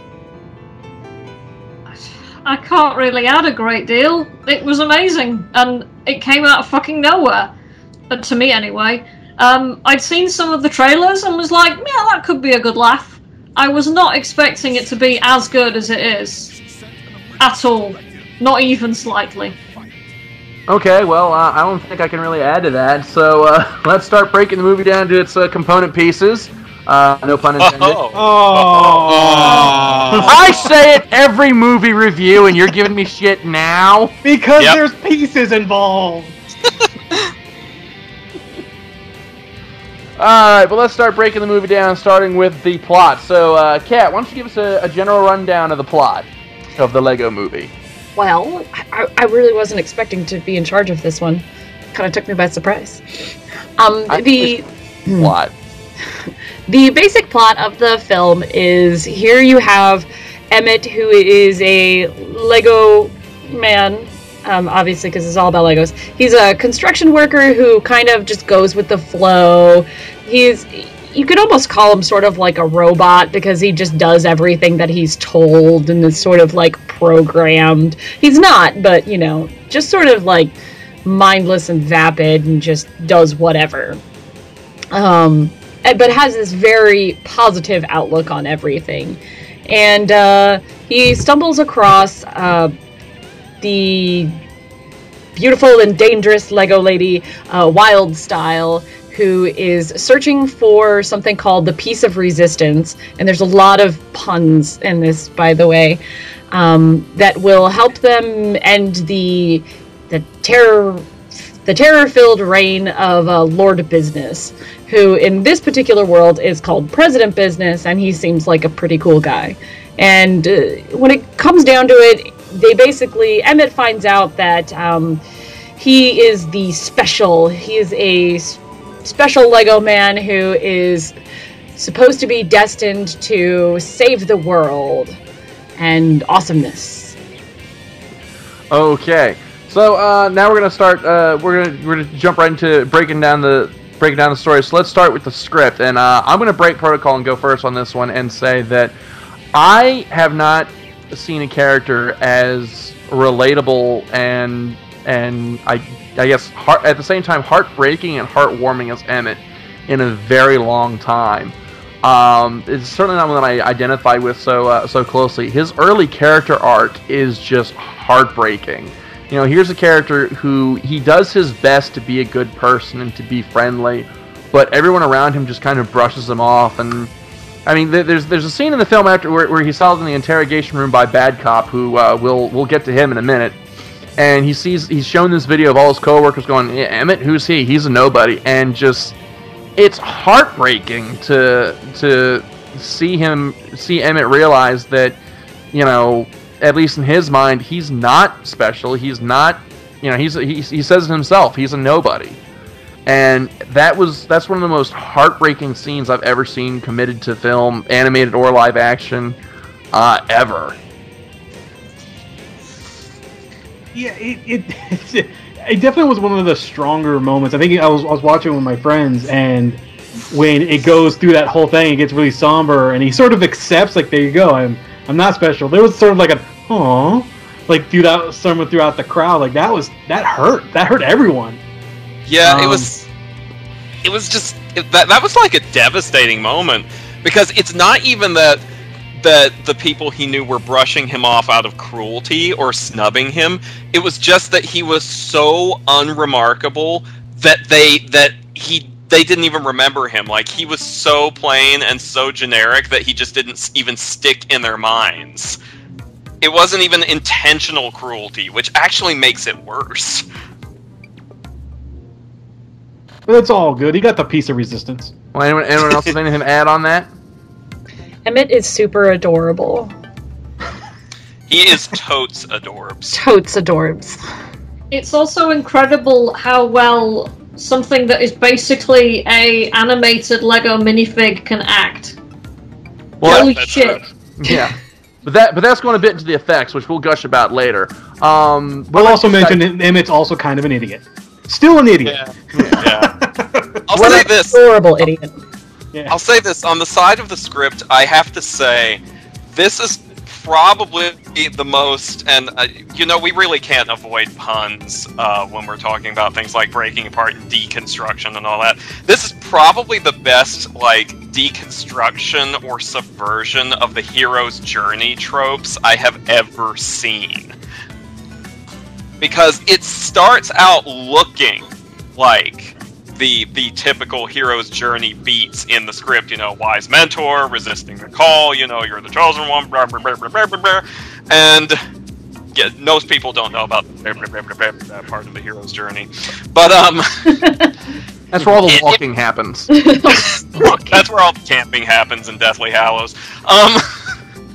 But it's kind of brilliant in this one because, you know, since we've already put up the big spoiler disclaimer, the most brilliant subversion of the hero's journey I think that this movie has is the fact that the prophecy that Emmett is supposed to be filling is complete crap. It was just made up by Vitruvius, the Morgan Freeman wizard. The Morgan Freeman wizard, I'm saving that for another use. It's completely made up. There was no real prophecy.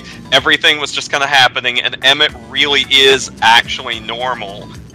But the message of the movie is that it's kind of okay to be a normal, average guy too, and you can still make a difference. It's just, I loved that because I'm kind of really tired of the hero's journey in Hollywood movies, and it was kind of great to see someone actually really genuinely subvert that for a change.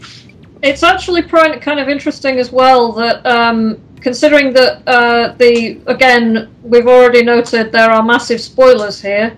Spoilers be ahead, yo.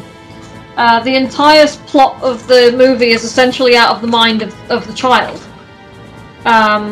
So the fact that even the kid is fucking sick of the hero's journey.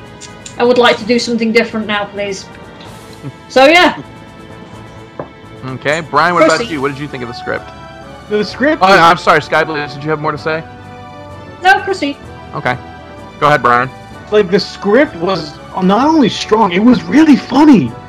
Like, you could, especially a film like this, which is obviously a children's film, quote unquote, despite the fact that my friends and I were not the only, like, really kind of old people in the theater without children. And so you can easily sort of just, yeah, here's a little stupid joke, here's a little stupid pun, blah, blah, blah.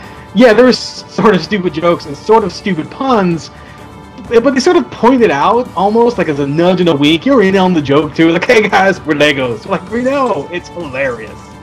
So there's some times I was like, these are just some hilarious jokes coming through here.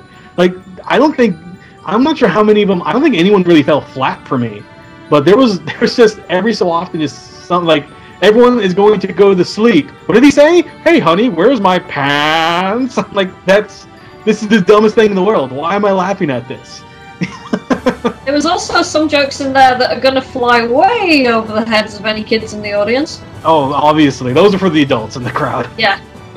But they're not even kind of like in a getting crap across the radar way, in a kind of like, children are not going to understand the sophistication of this joke sort of a way. There are adults who aren't going to understand all the sophistication. I did some research and found out that this movie made reference to some obscure bits of, like, Lego lore that I didn't even know existed. Yep. Like, when the master builders are looking at stuff around them and seeing the things the part they numbers make. are accurate. Yeah, the part numbers are accurate! That blew my mind! Yep. Yep. You have to make this film, but you have to make sure it matches these instructions. I have a friend. Yeah, I have a friend who's a massive Lego fanboy, to the point where he like goes on. I can't remember the name of the damn site, but it's a site where you can order like individual Lego parts, to like replace ones that you've lost or that have broken or whatever. And he uses that on a regular basis to get ones that he's lost or have broken or whatever it is. And he was kind of squeeing over Twitter about that, and it was adorable and terrifying. God, this whole movie was so brilliant. I really think that twist that came towards the end, where you find out that pretty much all of this has been going on in the head of a kid, and like, holy shit. Like, I did not see that coming. Never in a bajillion years. There was no hints of it, nothing. And that plot twist is like, it was so beautiful. Like, I was really taken aback. And I couldn't decide right away if I liked it or not, because it was so jarring. But in the end, it was just so good. So good, you guys. It explained so much, though. Like, everything seemed to fall into place when that happened, especially when the kid's dad came downstairs and it was Will Ferrell. Yeah, that was so voicing President Business. And I'm like, oh man, now it all makes sense. And oh man, that says so much about this dad's relationship with his kid. And oh man, this is going to get heartfelt, isn't it? Yeah, it really took a movie that had a lot of heart to begin with and just cranked it up to 11. Like, I was like that. There were two scenes in the movie where I cheered up. That was the first one was the one I mentioned, where Emmett is finding out that his coworkers don't know anything, don't really give a shit about him, and the other one was when the father kind of realizes that, you know, this is how his son views him, and that was, you know, just a heartbreaking moment for me. That was oh my god, my feels. Yeah. Because the thing is, like, I suddenly realized, you know, I collect a whole bunch of stuff. This is something that if I ever have a kid, I'm in danger of becoming. I'm in danger of becoming, you know, the geek father who's like, no, you can't touch these toys. They're how I like them. They're for me, not for you. And it's not even just a matter of my reading. It wasn't even just a matter of the kid wanting to play with his dad's toys. It was a matter of the kid wanting to play with his dad.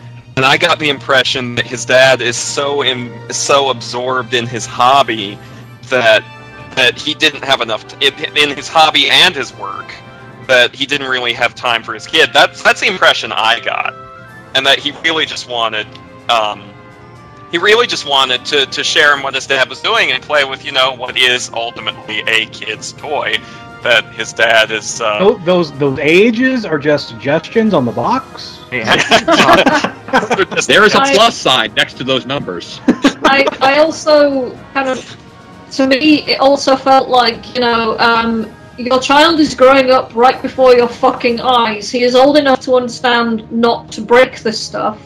Yeah, seriously. But he is also old enough to understand that they are not just yours. And old enough to actually make interesting and beautiful things. And you are missing this. Well done. It's interesting, too, that the directions that it took at the end are interesting, too, because it actually raises some odd, like, borderline theological questions. Because it's kind of that the entire story was taking place in the kid's head, but kind of not, because Emmett still had, like, consciousness, and he was still able to actually, flip around like I don't know. It went into kind of an oddly mystical direction, and that wasn't what I was expecting. But even with that, like, if you look, like, on a second viewing, you sort of kind of can see how this is a child's mind just by some of what the characters say and how the characters sort of react to certain things. Oh, definitely. Especially Morgan Freeman, who I could only imagine had the most fun possible with some of his lines. Emmett, you didn't let me finish because I died. Because I died. Now, It's true. Because it rhymed. Morgan Freeman's best moment to me was where he got Dumbledore and Gandalf confused, and he finally just throws his hands up. All right, but y'all are going to have to write this stuff down, because I ain't going to remember it all. So, here we go! No, my favorite part is when he comes down as a ghost, and it's very obviously him, and he's like, woo! Woo! He's clearly wearing one of the little kind of ghost blanket pieces on top of his head. He's on a string. Yeah. Like, fucking really? Glow in the dark! That's so much. Well, I think that I think we'll take one last mention of the plot before we move on to the cast, since apparently that's where everybody wants to go. But I really think that the message that this movie puts forward about nurturing creativity in everyone, not just like is a real important thing to keep in mind, especially in this day and age where everything's so kind of you have to do things by book, by the rules. There's not a whole lot, but I kind of found it to be almost sort of a cry for a resurgence of creative thought in all things, not just in play and building toys, but it seemed like kind of a comment on our culture in general, that we've kind of become accustomed to things being, prepackaged and sold to us with a label, that we've kind of forgotten how to build new, basically. I don't know if that makes any sense. It does make sense, but it's interesting that you bring that up, because I actually interpreted, if you can say that the movie had an overarching message, I actually interpreted it as a little bit more nuanced than that. Because in a sense, the movie did praise, creativity and, thinking for yourself and not following, complete conformity, but it also did kind of, to me, send a message that, but sometimes working according to a plan or rules or instructions isn't a bad thing.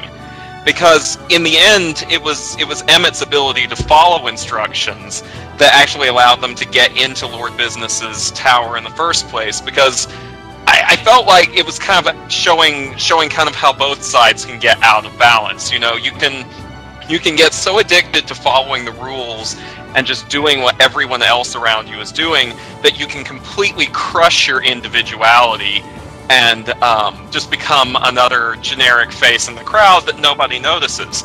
But on the other hand, when the master builders are complete and total, like, individual free spirits, to the extent that when they even attempted to work together to build something as a team, they couldn't put aside their individuality, and what they built was complete and total chaos. That submarine that was like part bat sub and part, Unikitty princess boat, and like pretty sure there was a spaceship somewhere in there. Yeah, the spaceship is Lego spaceship, because the space guy was there. It was chaos, and it blew up. Started. It did, and I think and in a sense, you could actually, if you want to go like really meta on this, you could interpret the entire movie itself in that light, because here's a movie based on a pre-existing franchise, a very old franchise, and it starts out, it does follow a formula, even if it does subvert it, like the hero's journey, but they have fun with it, and they do new and different things with it. So the movie's saying, look, you can have fun and be crazy while still following a sort of a guideline. There's a middle path there. And I thought that was, kind of the most unique thing, the most unique idea I've ever seen come out of a kid's movie. To quote TV tropes are not bad. Tropes are tools. Okay. Exactly. So I think that's all that we can really say about the plot. So let's move on to the cast, starting with Chris Pratt as Emmett. So, what'd you guys think of Chris Pratt as Emmett in this film? Basically perfect for the part. He was weirdly go-getting no matter what seemed to be happening. He's uber positive the entire time. But when he broke, man, it was heartbreaking. like the scene in the sub where everyone else is working and building the sub, and the only thing that Emmett can come up with is the double-decker couch, and everyone just gives him hell for it. Oh, it's heartbreaking. You're so disappointing on so many levels. And you bring up Batman there. It was what was it, Will Arnett as Batman? Will Arnett as Batman. Out of all of the voice actors or actors that I would think to play Batman, I was like, I'm not sure Will Arnett. No, he did fine. Yeah, it's kind of funny if Christian Bale had been Batman, then we basically would have had a Dark Knight reunion because we also had Morgan Freeman and Liam Neeson in this movie.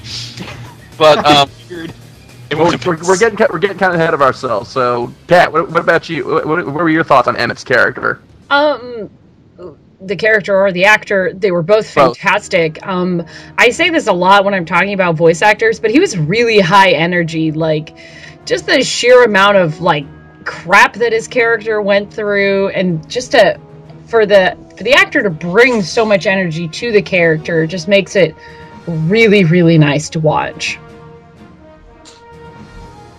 He had to scream a lot, I noticed. Yeah, out of all of the characters. All the time. Including screaming way longer than was necessary in that scene, where he continued to scream from that fall even while he was lying on the ground. He landed on Legos. You would scream too. Alright, Skyblaze, what about you? What did you think of Chris Pratt as Emmett? I thought it was pretty good, and as I mentioned earlier, it was partly his acting that really made the fact that, you've got these bloody animated minifigs look like they were real living people that you could sympathise. And it's a really different skill, voice acting, and quite a lot of the time, if you get kind of the quote-unquote celebrity voice actors, they can't pull it off. But nearly all the voice acting in this was brilliant, and Emmett as the main character really had to carry a lot of the movie. So the fact that he could pull it off is pretty impressive. Okay, but of course Emmett couldn't do it alone. He had some help, starting with Elizabeth Banks' Wild Style. So, Kat, you sure she wasn't a DJ? Oh my god! Oh my god, that was such a great running joke in there. Who doesn't love Elizabeth Banks? She's just amazing. I love her. I really liked the character of Wild Style because it's sort of like with everything else. It started off with a very, very stereotyped kind of character in a very, common situation where here's this pretty girl who, I say girl, but they're Lego people, but anyway, who comes in and she's the total badass. She's like, what's her face in the Matrix? She's Trinity. She's totally Trinity in the Matrix. Kind of comes in, she can kick everybody's ass, totally awesome, and has that cool name that everyone thinks is a DJ. And then you just see how that character is broken down, and you get all this very quiet, very subtle backstory about her. You never learn too much, but you learn enough to sort of make the character really interesting, and see what kind of front she's putting up for other people, and see what her real goals and desires are, and it's just so good. Okay, anyone else have anything to add to that? I'm going to say something slightly odd. The fact that she's a female character is kind of irrelevant. She's just a character, and she's not fulfilling the kind of stereotypical love interest role. She's essentially the rival, if you get right down to it, because she's the person who wanted to be the special one. And she, for a lot of the film, is closer to being that kind of the rival archetype than the love interest archetype, which I really enjoyed as a different take on character who happens to be female. Which really puts kind of an interesting spin on the relationship between her and Emmett, because throughout most of the film, she's kind of disappointed that she wants to be the special, but it winds up going to Emmett. So she's really antagonistic to Emmett when really all he wants to be is just to be her friend. Which I thought put kind of an interesting spin on the relationship between the two of them. Even though you could kind of interpret their ending as maybe, they kind of got together romantically, but, they might not, it kind of depends on how you look at it. But I thought that the relationship between Emmett and Wildstyle was one of the more unique ones that I've seen done in film in a very long time, just because of that one-sided rivalry that existed between the two of them. Because here's Wildstyle out to prove that she's a better master builder than Emmett, and Emmett's just like, I just want to be buddies. He's like, what's going on? Emmett's like, you are absolutely right. You are way better than me. You were great. You were amazing. I can't do any of this. I made a double-decker. All of that being said, I love the romantic relationship that she does have. Oh, yeah. Because you can tell that her boyfriend is Batman.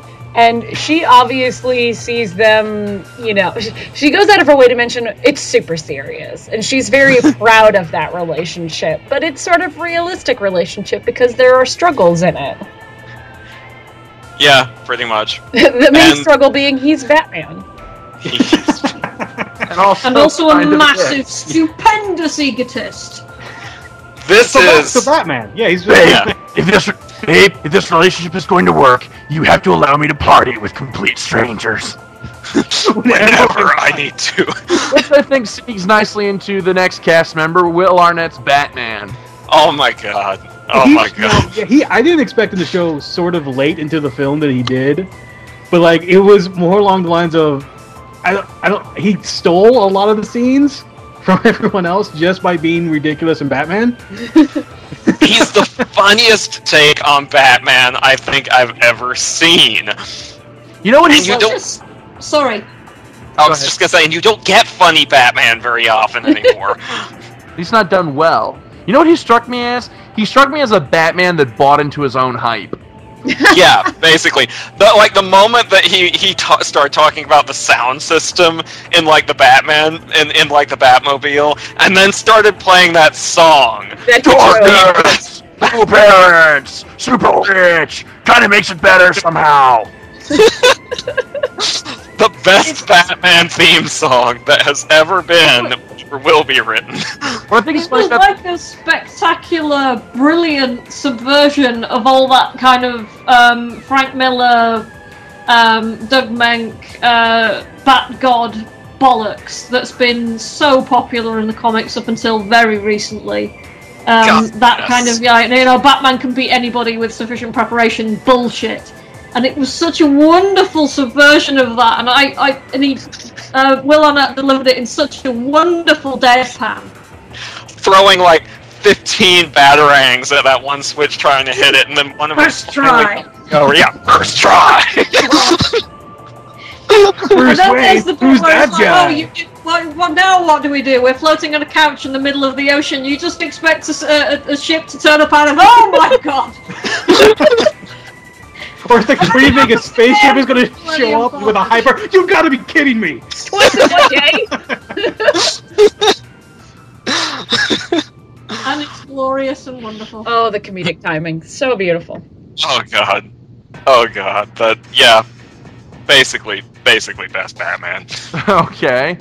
And then, of course, with every hero, there must also be the wise mentor, and that is fulfilled in this film by Vitruvius, played by the golden voice of Morgan Freeman. Morgan Freeman. Can I just say I was kind of leery of Morgan Freeman doing an animated voice because I know he'd never done that before until I saw that Behind the Bricks featurette where he's like, that man could read the phone book and make it sound interesting. 555-9267. Just listen to that rich molasses. I'm pretty sure when they got him, they asked him, we just really want you for your voice. He's like, all right, that's fine. He's like, so does everybody. I get that a lot. Sit down while I'm working. Yeah. Well, I have to say, like a Twinkie. Like a Twinkie. But I loved how Vitruvius was he kind of flopped back and forth between total badass and total nincompoop. The poor man was blind. He'll have a scene where like 1 minute he'll be like, old, I prefer experienced, and then he's kicking ass with a Lego walker, and then the next is like sneaking around a corner, sneaking around a corner, sneaking around whoa! Pretty much. He hit all those. I should also mention that I'm kind of glad that they didn't do too many blind jokes with him. It's maybe that's something that I'm like a little sensitive about because my ex was blind. But I remember she would get so irritated by the depiction of blind characters in media, which, with the exception of one or two, the primary one being Toph from Avatar, she says she will hold to this day that Toph is the single best fictional depiction of a blind character she has ever seen in any medium. Well, easily. But, yeah, easily. Toph is, how did she put it? She's just the right mixture of capability and bitterness. But I was glad that they only used one or two gags like that for Vitruvius. But the ones they did were actually pretty spectacular. I like that they put him on lookout duty. But the fact that they put him on lookout duty was seen as Emmett's screw-up and more kind of mean-spirited thing. Yeah, it really was. Just imagine Vitruvius taking the binoculars and going, really? No, he was seemed to be. You know what? Okay, fuck you then. Okay. It was great. I loved his character. Okay. Kat, anything to add? I was really quite surprised at how far they went from the usual, the Obi-Wan Kenobi kind of wise teacher, old sage kind of character, because it started off exactly what you'd expect it to be, and this goes back to, breaking down all of the tropes, but just the way it ended, it was so great when he comes back as a ghost and explains how everything was made up. It's so great. A ghost that we should point out is very blatantly animated by being dangled from a string. Yeah. I think that's... It is the generic Lego ghost figurine, and he just happens to be holding Vitruvius' staff. Okay. And he has... I liked him before it was cool. Okay. Other characters that stole the show. I'll tell you what. I really like Nick Offerman's Captain Metalbeard. Yeah. Yeah, he was fun. He was fun. But for me, there is one character that absolutely, completely stole the show the moment that she arrived. Oh. Unikitty. Unikitty. I love her so much, especially when she went undercover as Business Kitty.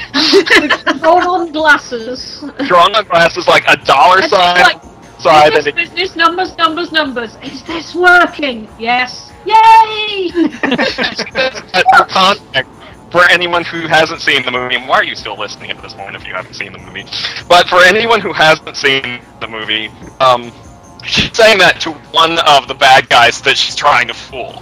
And she's doing this, she's like, in the middle of it all, she's just like, is it working? He's like, yes. And she's like, yay! And of course, there's one final hero to mention, and that's Benny the 1980-something space guy. And I'm going to just say this right now, I have that exact minifigure. So did I. As soon as he appeared, like, even, when you've got all the kind of, like, all the master builders meet, and as soon as, like, including but not limited to that guy and that guy and Michelangelo. Guy, and I made a noise that was kind of like this. Because I had those. I think mine was red, but I had those, and I was like, and mine had the helmet that broke in that exact same place, and feels. You are making me feel, movie. What are you doing to me? Apparently, That's a surprise. everybody's like space guy figure had a helmet that broke in that exact place. Well, that's because the helmets back then had a very bad case of gold plastic syndrome. We didn't get the better helmets until several years later. But no, Benny was just like, he was almost like a mini Emmett, but whereas Emmett wanted to fit in, Benny just wanted to build a spaceship. And when he finally gets the opportunity to do so, you can just see that it's just like the happiest moment of his life. Like, spaceship, spaceship, spaceship, spaceship, spaceship, spaceship! Also, do you know that they released like a bunch of sets that are based on the movie? Do you know what his is called? Spaceship? Is it just spaceship, spaceship, spaceship, spaceship? Specifically, it's Benny's spaceship, spaceship, and the final spaceship is in all caps. I will say, like, Ever. when I saw the trailer and like there's 1980 Space Guy, I was like, oh, that's kind of cool. It's a nice little throwaway joke to the really old Lego sets I grew up with. I didn't know he was actually going to be a character in the film, And like a I didn't know he was. gun. Yeah, and I didn't know he was also voiced by Charlie Day until I heard some of the lines. I'm like, is that Charlie Day? Holy shit, it's Charlie Day. What are you doing here? And at this point, I was like, this is now my favorite character ever because he's just so amazing. Like, he was like Unikitty, always sort of positive until like, oh, you mean I can't build spaceship? No, that's cool. Yeah, I mean, not like I was trying to do anything cool, and the spaceship just falls apart. And that repeated gag. Oh, it's so great. It's hopping back to Unikitty for just 1 second, though. There's one wonderful little aspect of her character that we didn't touch on, and that's the fact. Yeah, I was going to say, she's basically the Incredible Hulk. She's just like, in her first appearance in Cloud Cuckoo Land, may I just say how amazing and fantastic it was that they actually named that place Cloud Cuckoo Land? Yes, we know you read TV tropes. Moving along. Do you want to know something slightly weird, though? There's a theme park in the UK called Alton Towers. Our British viewers will have heard of it. One of the sections of the park is actually called Cloud Cuckoo Land. Wow. Yeah, it goes all the way back to ancient Greece is where the name originated. Yeah. But I just thought it was really awesome that, we don't give a shit, we're just going to call things. Which is, I was going to say to God, you might have known that from Greek lit instead of TV tropes. Maybe. But probably not. But no, it's like, the first time she's introduced, she talks about how everything is good there, all thoughts are good there, except for the not happy ones, because those you push deep down inside where you'll never, ever, ever, ever find them. And the whole movie is about her constantly, like, whenever anything bad happens, she's going, think happy thoughts, just because she's trying so hard not to let herself feel it, and finally, at the end, she just breaks out into a rage and starts destroying everything. Yeah, she basically becomes like a tiny little Cornite berserker at that stage. Yeah. Yeah.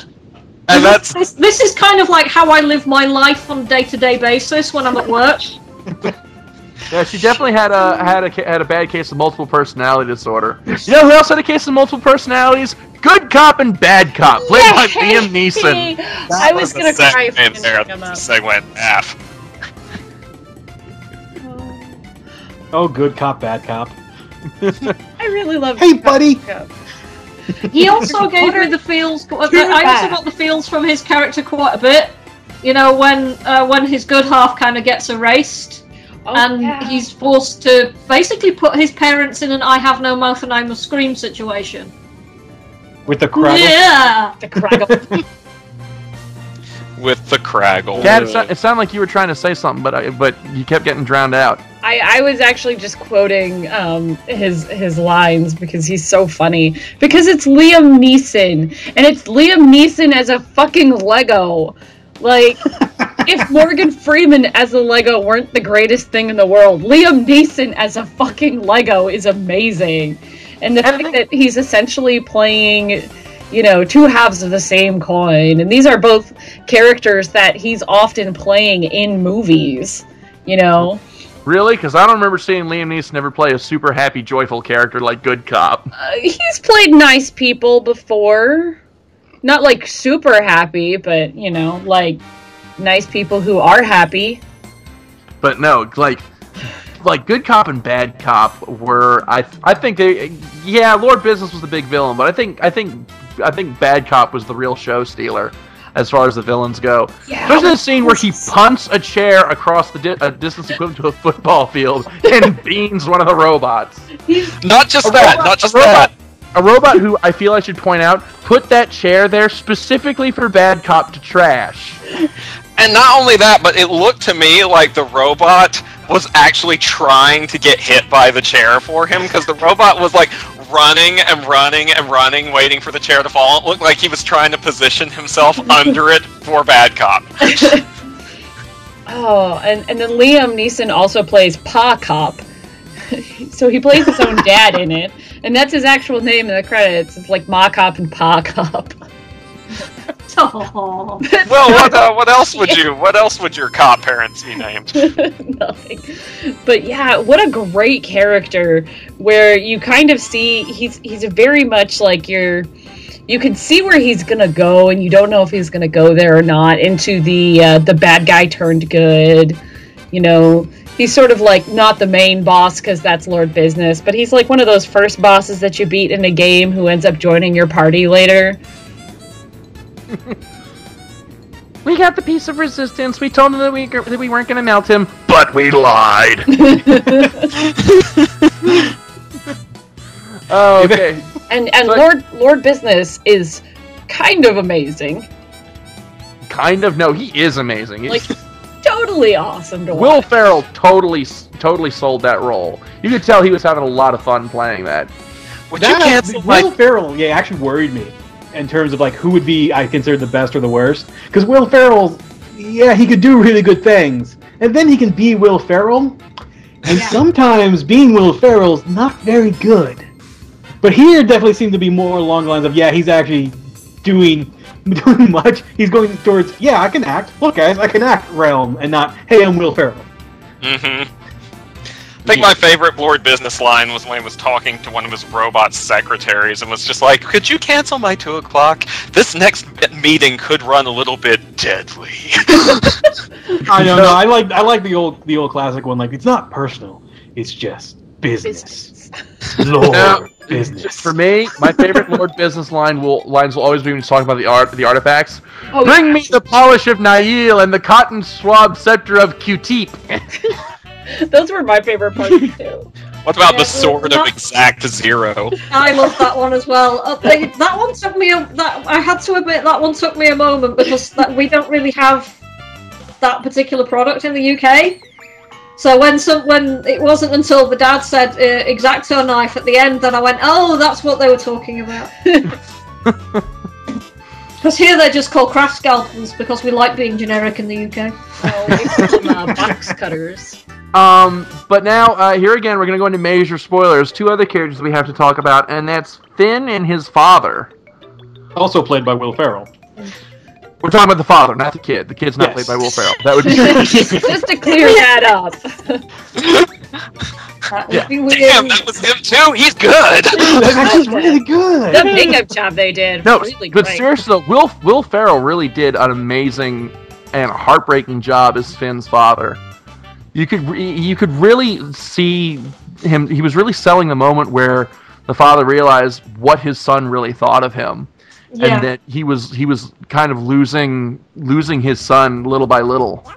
And so, for those who haven't seen but are for some reason listening, basically, Lord Business is how this kid interprets his father. In case that wasn't made clear. And it's not a very nice interpretation. It's this whole, everything has to be meticulous, it has to be perfect, it has to be exact, and it has to be his way or no way at all. And so there's, not a whole lot of real, kind things about Lord Business that this kid, kind of sees. And so that's where it gets really heartbreaking, because it's the story of this father learning that how he behaves and what he says and what he does is having this legitimate effect on his kid, and his kid really isn't getting the quality family moments that they really need. And it was his imagination sort of working out how his life and his father was, and I think that's why Lord Business was so huge. He had huge steppers, because when you're a child, your parents are 9 feet tall, no matter how big you actually are. They will always tower over you, and so like it was all sort of this amazing moment, and then like. And the kid wasn't even like really being a brat about it, which I thought was even better, because he could have been like they could have been playing this kid as something like, yeah, I am destroying your stuff. Deal with it, Dad. But no, it was like, no, I'm just trying. I'm a kid. I'm trying to have fun with toys. He just basically wanted to be a part of what his dad was doing, and he didn't understand why his dad wanted to take Legos, which are designed to come together and come apart. They're designed to be built and reconfigured and broken down repeatedly, and he didn't understand why his dad just wanted to glue them, to just freeze them in this one configuration, this one display forever. And yeah, basically. Yeah. His dad was a perfectionist. It was driving him crazy. It was also part of the problem that I tend to have with Will Ferrell in other films is that he has a tendency to very much overplay and chew the scenery. And it's one of the major issues I do have with him, and is it like, look how funny and wacky I'm being, oh fuck off. Because I can't stand that, and it's a problem with a lot of comedy movies, but I'll get onto that another day. Either he kind of got that this wasn't the time and place for overacting, or the director had him on a very short lead. But either way, it was the fact that it was very much underplayed when he was doing those emotional moments with his son, and it was all in the facial expression and the eyes and the posture sold it so much. To me. Will Ferrell's actually he's not a dumb guy. I don't want to shit on him too much. So I think when the directors probably explained what was going on, he was like, okay, I will be serious. Like, this is obviously a very serious scene. I will play it as such. So it could have been like, yeah, the directors kind of had him go in the correct way and not be like, listen, we don't want you to be Will Ferrell here. We want you to be this kid's dad. Okay. Like, he'll get it. Someone has to explain it to him, but he'll get it. Yeah, I mean, this is what a good director is for. Yeah. And a good director will get the best performance out of an actor. But some actors do need to be put on a tight lead. And it's a fact. I mean, there are some spectacular actors out there who, if you kind of let them run too loose, they will go completely mad. And I happen to think that Will Ferrell's one of them. So keep him on a shorter chain, and he's wonderful. It's actually a problem with a lot of comedic actors. That sometimes has been known to happen with Jim Carrey and Robin Williams too, but that's another topic. Okay. Well, we've pretty much said all there is to say about the cast, so now let's move into the last two areas that we're going to be gushing about. First of which is the visual effects. Wow. I think we can all just sum it up right here. Holy shit. Seriously, it just... Not only did all the Lego stuff look like it was really Lego and not CG, and to be fair, there was a mixture of real Legos and CG used in this movie. A lot of the sets were actually built out of genuine Lego with the characters animated to them. But even things like environmental effects, like all of the lasers fired from the guns were actually those solid little Lego, lightsaber pieces. The water and the bubbles when he's taking the shower. Yeah. That was amazing! Waves and Lego oceans and Lego smoke from Lego explosions, Lego fire. It's just, they literally did every single little detail of this movie as if it had actually been animated with real Legos and nothing else, and it looked fantastic. I think my favorite detail is how every area has words in the sky declaring what that area is, but they never go away. They're there permanently, so you'll still see them in the background. I also, because I'm one of those sad people that watches all the extras on all the films I get. So, and I remember seeing one of the extras when they were doing it for Wreck-It Ralph, when they were talking about the way that they had to animate the Nicelanders with that kind of very stiff movement that looks like, frames are missing. And they said that they had to basically unlearn most of the stuff that they've been learning about, like, smooth movement and human naturalistic movement.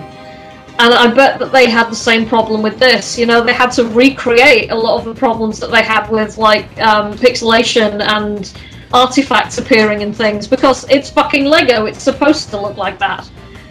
So I can imagine, like, a lot of the animators going, but I spent 12 years learning how not to do this. Just piss all over my degree from MIT, why don't you? Don't mind if I do. Yeah, you also have to think about the actual Lego characters themselves, because when you think about it, they don't have a lot of articulation. Yeah. In their arms and their legs and their shoulders, but they still, with even the low sort of articulation, able to move so smoothly. Well, except for Metalbeard, because he was half a robot. He was a transformer. Yeah, he cheated. What I thought was really impressive was they were able to make the Lego characters be so expressive.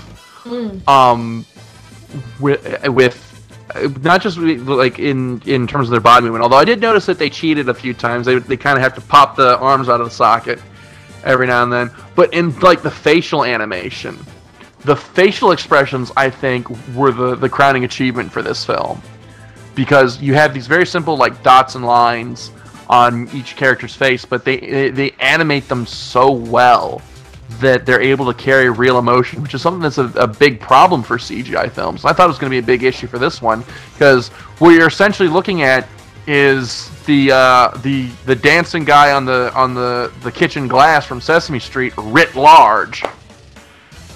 And I just showed my age with that reference. I'm probably the only one who's old enough to get that. I'm older than you are. Just a tap. You showed it just. I think that was actually, honestly, Gonzo, I think that was probably after my time. Well, for those who don't know what I'm talking about, there was a sketch from the old Sesame Street cartoons where they would be seen in a kitchen, and there'd be this guy drawn on the glass, and he'd be dancing. He'd move between different glasses, but he was always like on a drinking glass, and that's sort of the same effect that we have going here with the faces on the Lego people. Well, also, if you look at Lego faces, what are they? They're two dots on a line. Yep. Not a lot to work with. So they had to be like, all right, two dots a line. Obviously, the line's the mouth. So we're going to have to really work with this. And they did a fantastic job with it. They really did. Mm-hmm. Okay. But, and I'll tell you what, I saw this movie in 3D, as God intended. And I felt like the 3D really, this is a film that was kind of made for 3D. I disagree with you, because I saw the film both 2D and 3D. And I saw 2D first, 3D second. I didn't feel a lot of things were added to the film in 3D. Like, I didn't feel different about some of the visual effects. Yeah, it was kind of neat to see a more depth to it at some points, and every so often the lasers shoot around you, but at the same time, I think you get the same effect between 2D and 3D here. Okay. Any other contenders? I've only seen it in 2D, so I can't really say that whether 3D would have added or detracted. I honestly, though, for the most part, usually feel like 3D doesn't add too much to a movie, and I certainly didn't feel like I was missing out on anything with this, with seeing it in 2D. Everything still looked cool. Everything still looked authentically Lego-y. And yeah, I don't know. I may go back and see it again in 3D. I just may go back and see it again any way that I can, because I want to see this thing again. But maybe I'd be able to say better after I'd seen it in 3D. But I didn't feel like I was missing out. Okay. Any final comments on the visual design of this film? Other than it was perfection? Other than I don't believe it actually happened. I honestly don't believe this film is real. Well, it isn't, Brian. What are you talking about? We were talking about Guardians of the Galaxy. What? Don't do that. That's mean. Don't do that. You'll break his head. Okay. So I guess let's move on to the final aspect of the film for us to talk about, and that's the music. The one song played over and over and over again. Everyone together now. 1, 2, 3. Everything is awesome. And now, guys, you can all tell just how poorly Skype has this all synced up. What I love was how they made that song into a plot point. They're all surrounded by the robots, and Emmett just starts going, play along, I don't like that song. I'm not singing the song. Doom. Everything is awesome. Oh my gosh, this is my jam. What I love is that it was designed to be a. It's another thing in this movie that works on multiple levels, because when it's first presented, it's presented as, you know, a generic, catchy, popular piece of music that's just kind of handed down to everyone by Lord Business, just like everything in this society is. But at the same time, the song winds up having like a dual meaning, like a positive message at its core, and the song is genuinely good and catchy at the same time. So it's also the earwormiest earworm that has ever earwormed. It really is. I've lost count of how many times I've listened to it since I saw the movie. Blue sky. I left the film. I left a film that was full. When I left seeing the film, and the film was full of kids, we kind of left in this crowd. Nearly all of the kids were singing it. Mm-hmm. Blue sky. And I was like, oh, okay. We just named 2 awesome things. Where did this lonely island? Were they just walking down the hall one day? Like, look, we need some lyrics real quick. Can you come in here? Okay. Well, there were a fair amount of SNL people involved in like random little cameos. One of the members of the Lonely Island actually voiced a random throwaway character, and I can't remember which one. Wasn't it Abraham Lincoln? No, because I believe Abraham Lincoln was Will Forte. Yeah, oh yeah, that's right, because he also voiced Abraham Lincoln in Clone High, which was another one of these directors' projects. May I say, incidentally, there were a lot of in-jokes about the casting of random characters in here, like Wonder Woman, and incidentally, someone pointed this out to me, and I think this is kind of amazing and a little bit sad at the same time. This movie marked the feature film debut of Wonder Woman. Yeah. This is the first time in her history that Wonder Woman has appeared in a big screen movie. And she's a goddamn plastic brick. She's a goddamn plastic brick. With possibly the best joke in the movie, in my opinion. Right after Batman's like, quick, to the Batmobile! Dang! Quick, to the invisible jet! Dang! Hard they knew it was there. The invisible jet and nothing just blows up. Yeah, just empty space. Speaking of random side characters, Jonah Hill as Green Lantern. Oh my don't worry, God. Superman, I'll save you. Oh dear, my hands are stuck. My legs are stuck as well. When did Green Because Lantern it was become, Channing Tatum as Aquaman? Superman. And Channing Tatum was and Jonah Hill's Green Lantern, because they're in 21 Jump Street, which these guys also directed. And they're in 22 Jump Street, which was these directors are also directing that film. And Wonder Woman, played by Kobe Smolder, I think I got her name right, who was also in Avengers. She was Joss Whedon's choice to pick to play Wonder Woman back when he was developing a Wonder Woman movie. So, yeah, like I said, there are in-jokes all over the place, up to and including Shaquille O'Neal playing himself. Y'all ready for this? Oh no, they were ready for that! Yep.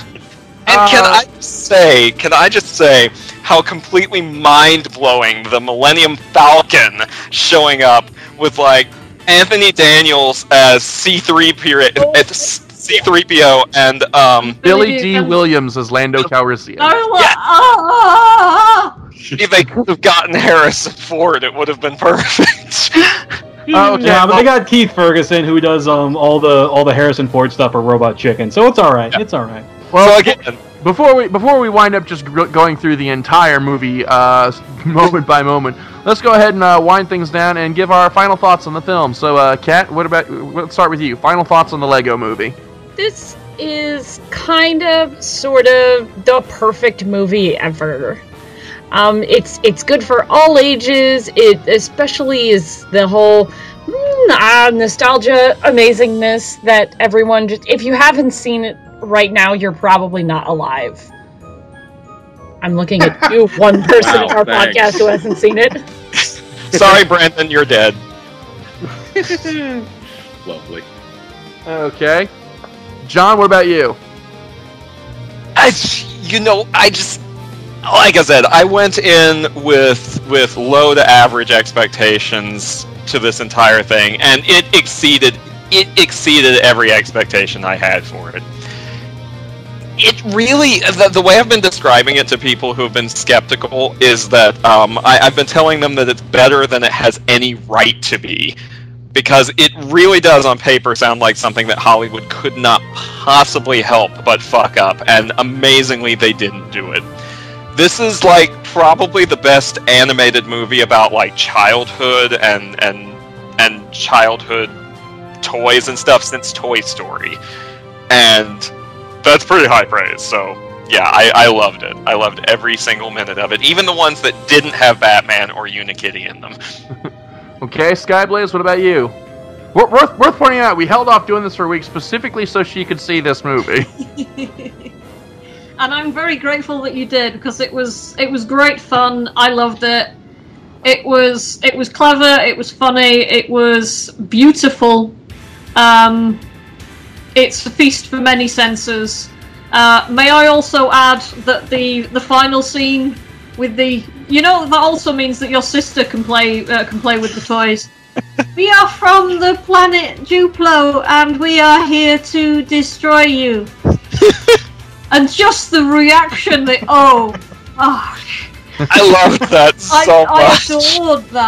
I adored that because Duplo, I don't know about over there, but Duplo is kind of like, a joke about like, if somebody is acting very immaturely or stupidly, it's like, go over there and play with your Duplo.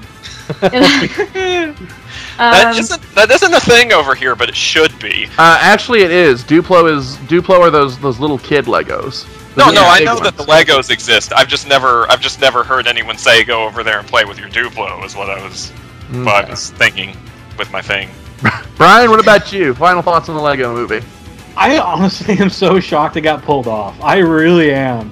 There is like, I'm so joyous that it got pulled off, and it's so wonderful that it is. I'm just flabbergasted. Like, this actually happened. They made it, and it's really good. Like, that is sort of how I feel. Okay. I'll be buying the DVDs and Blu-rays and Lego sets. Their job is done. But are you buying the Lego Movie, the game? Eventually.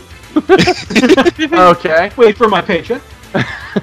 Well, for me, my final thoughts. I mean, the song sums it up. Everything is awesome.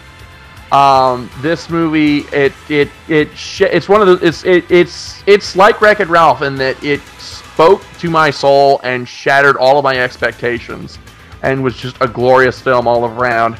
And all I can really say is, now that this is out, Disney, it's your move. Let's see what you got. Because that plane spinoff, not going to measure up.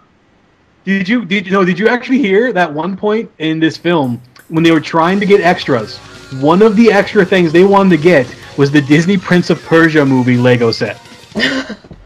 Oh god. They wanted that as a cameo in the film. Disney said no. Oh, Bet they're regretting that decision. might well be. Alright, well, now comes the part of the show where we give our final ratings on the film. As always, our scale is from best to worst. Go see it now. Wait for the matinee. Wait for DVD.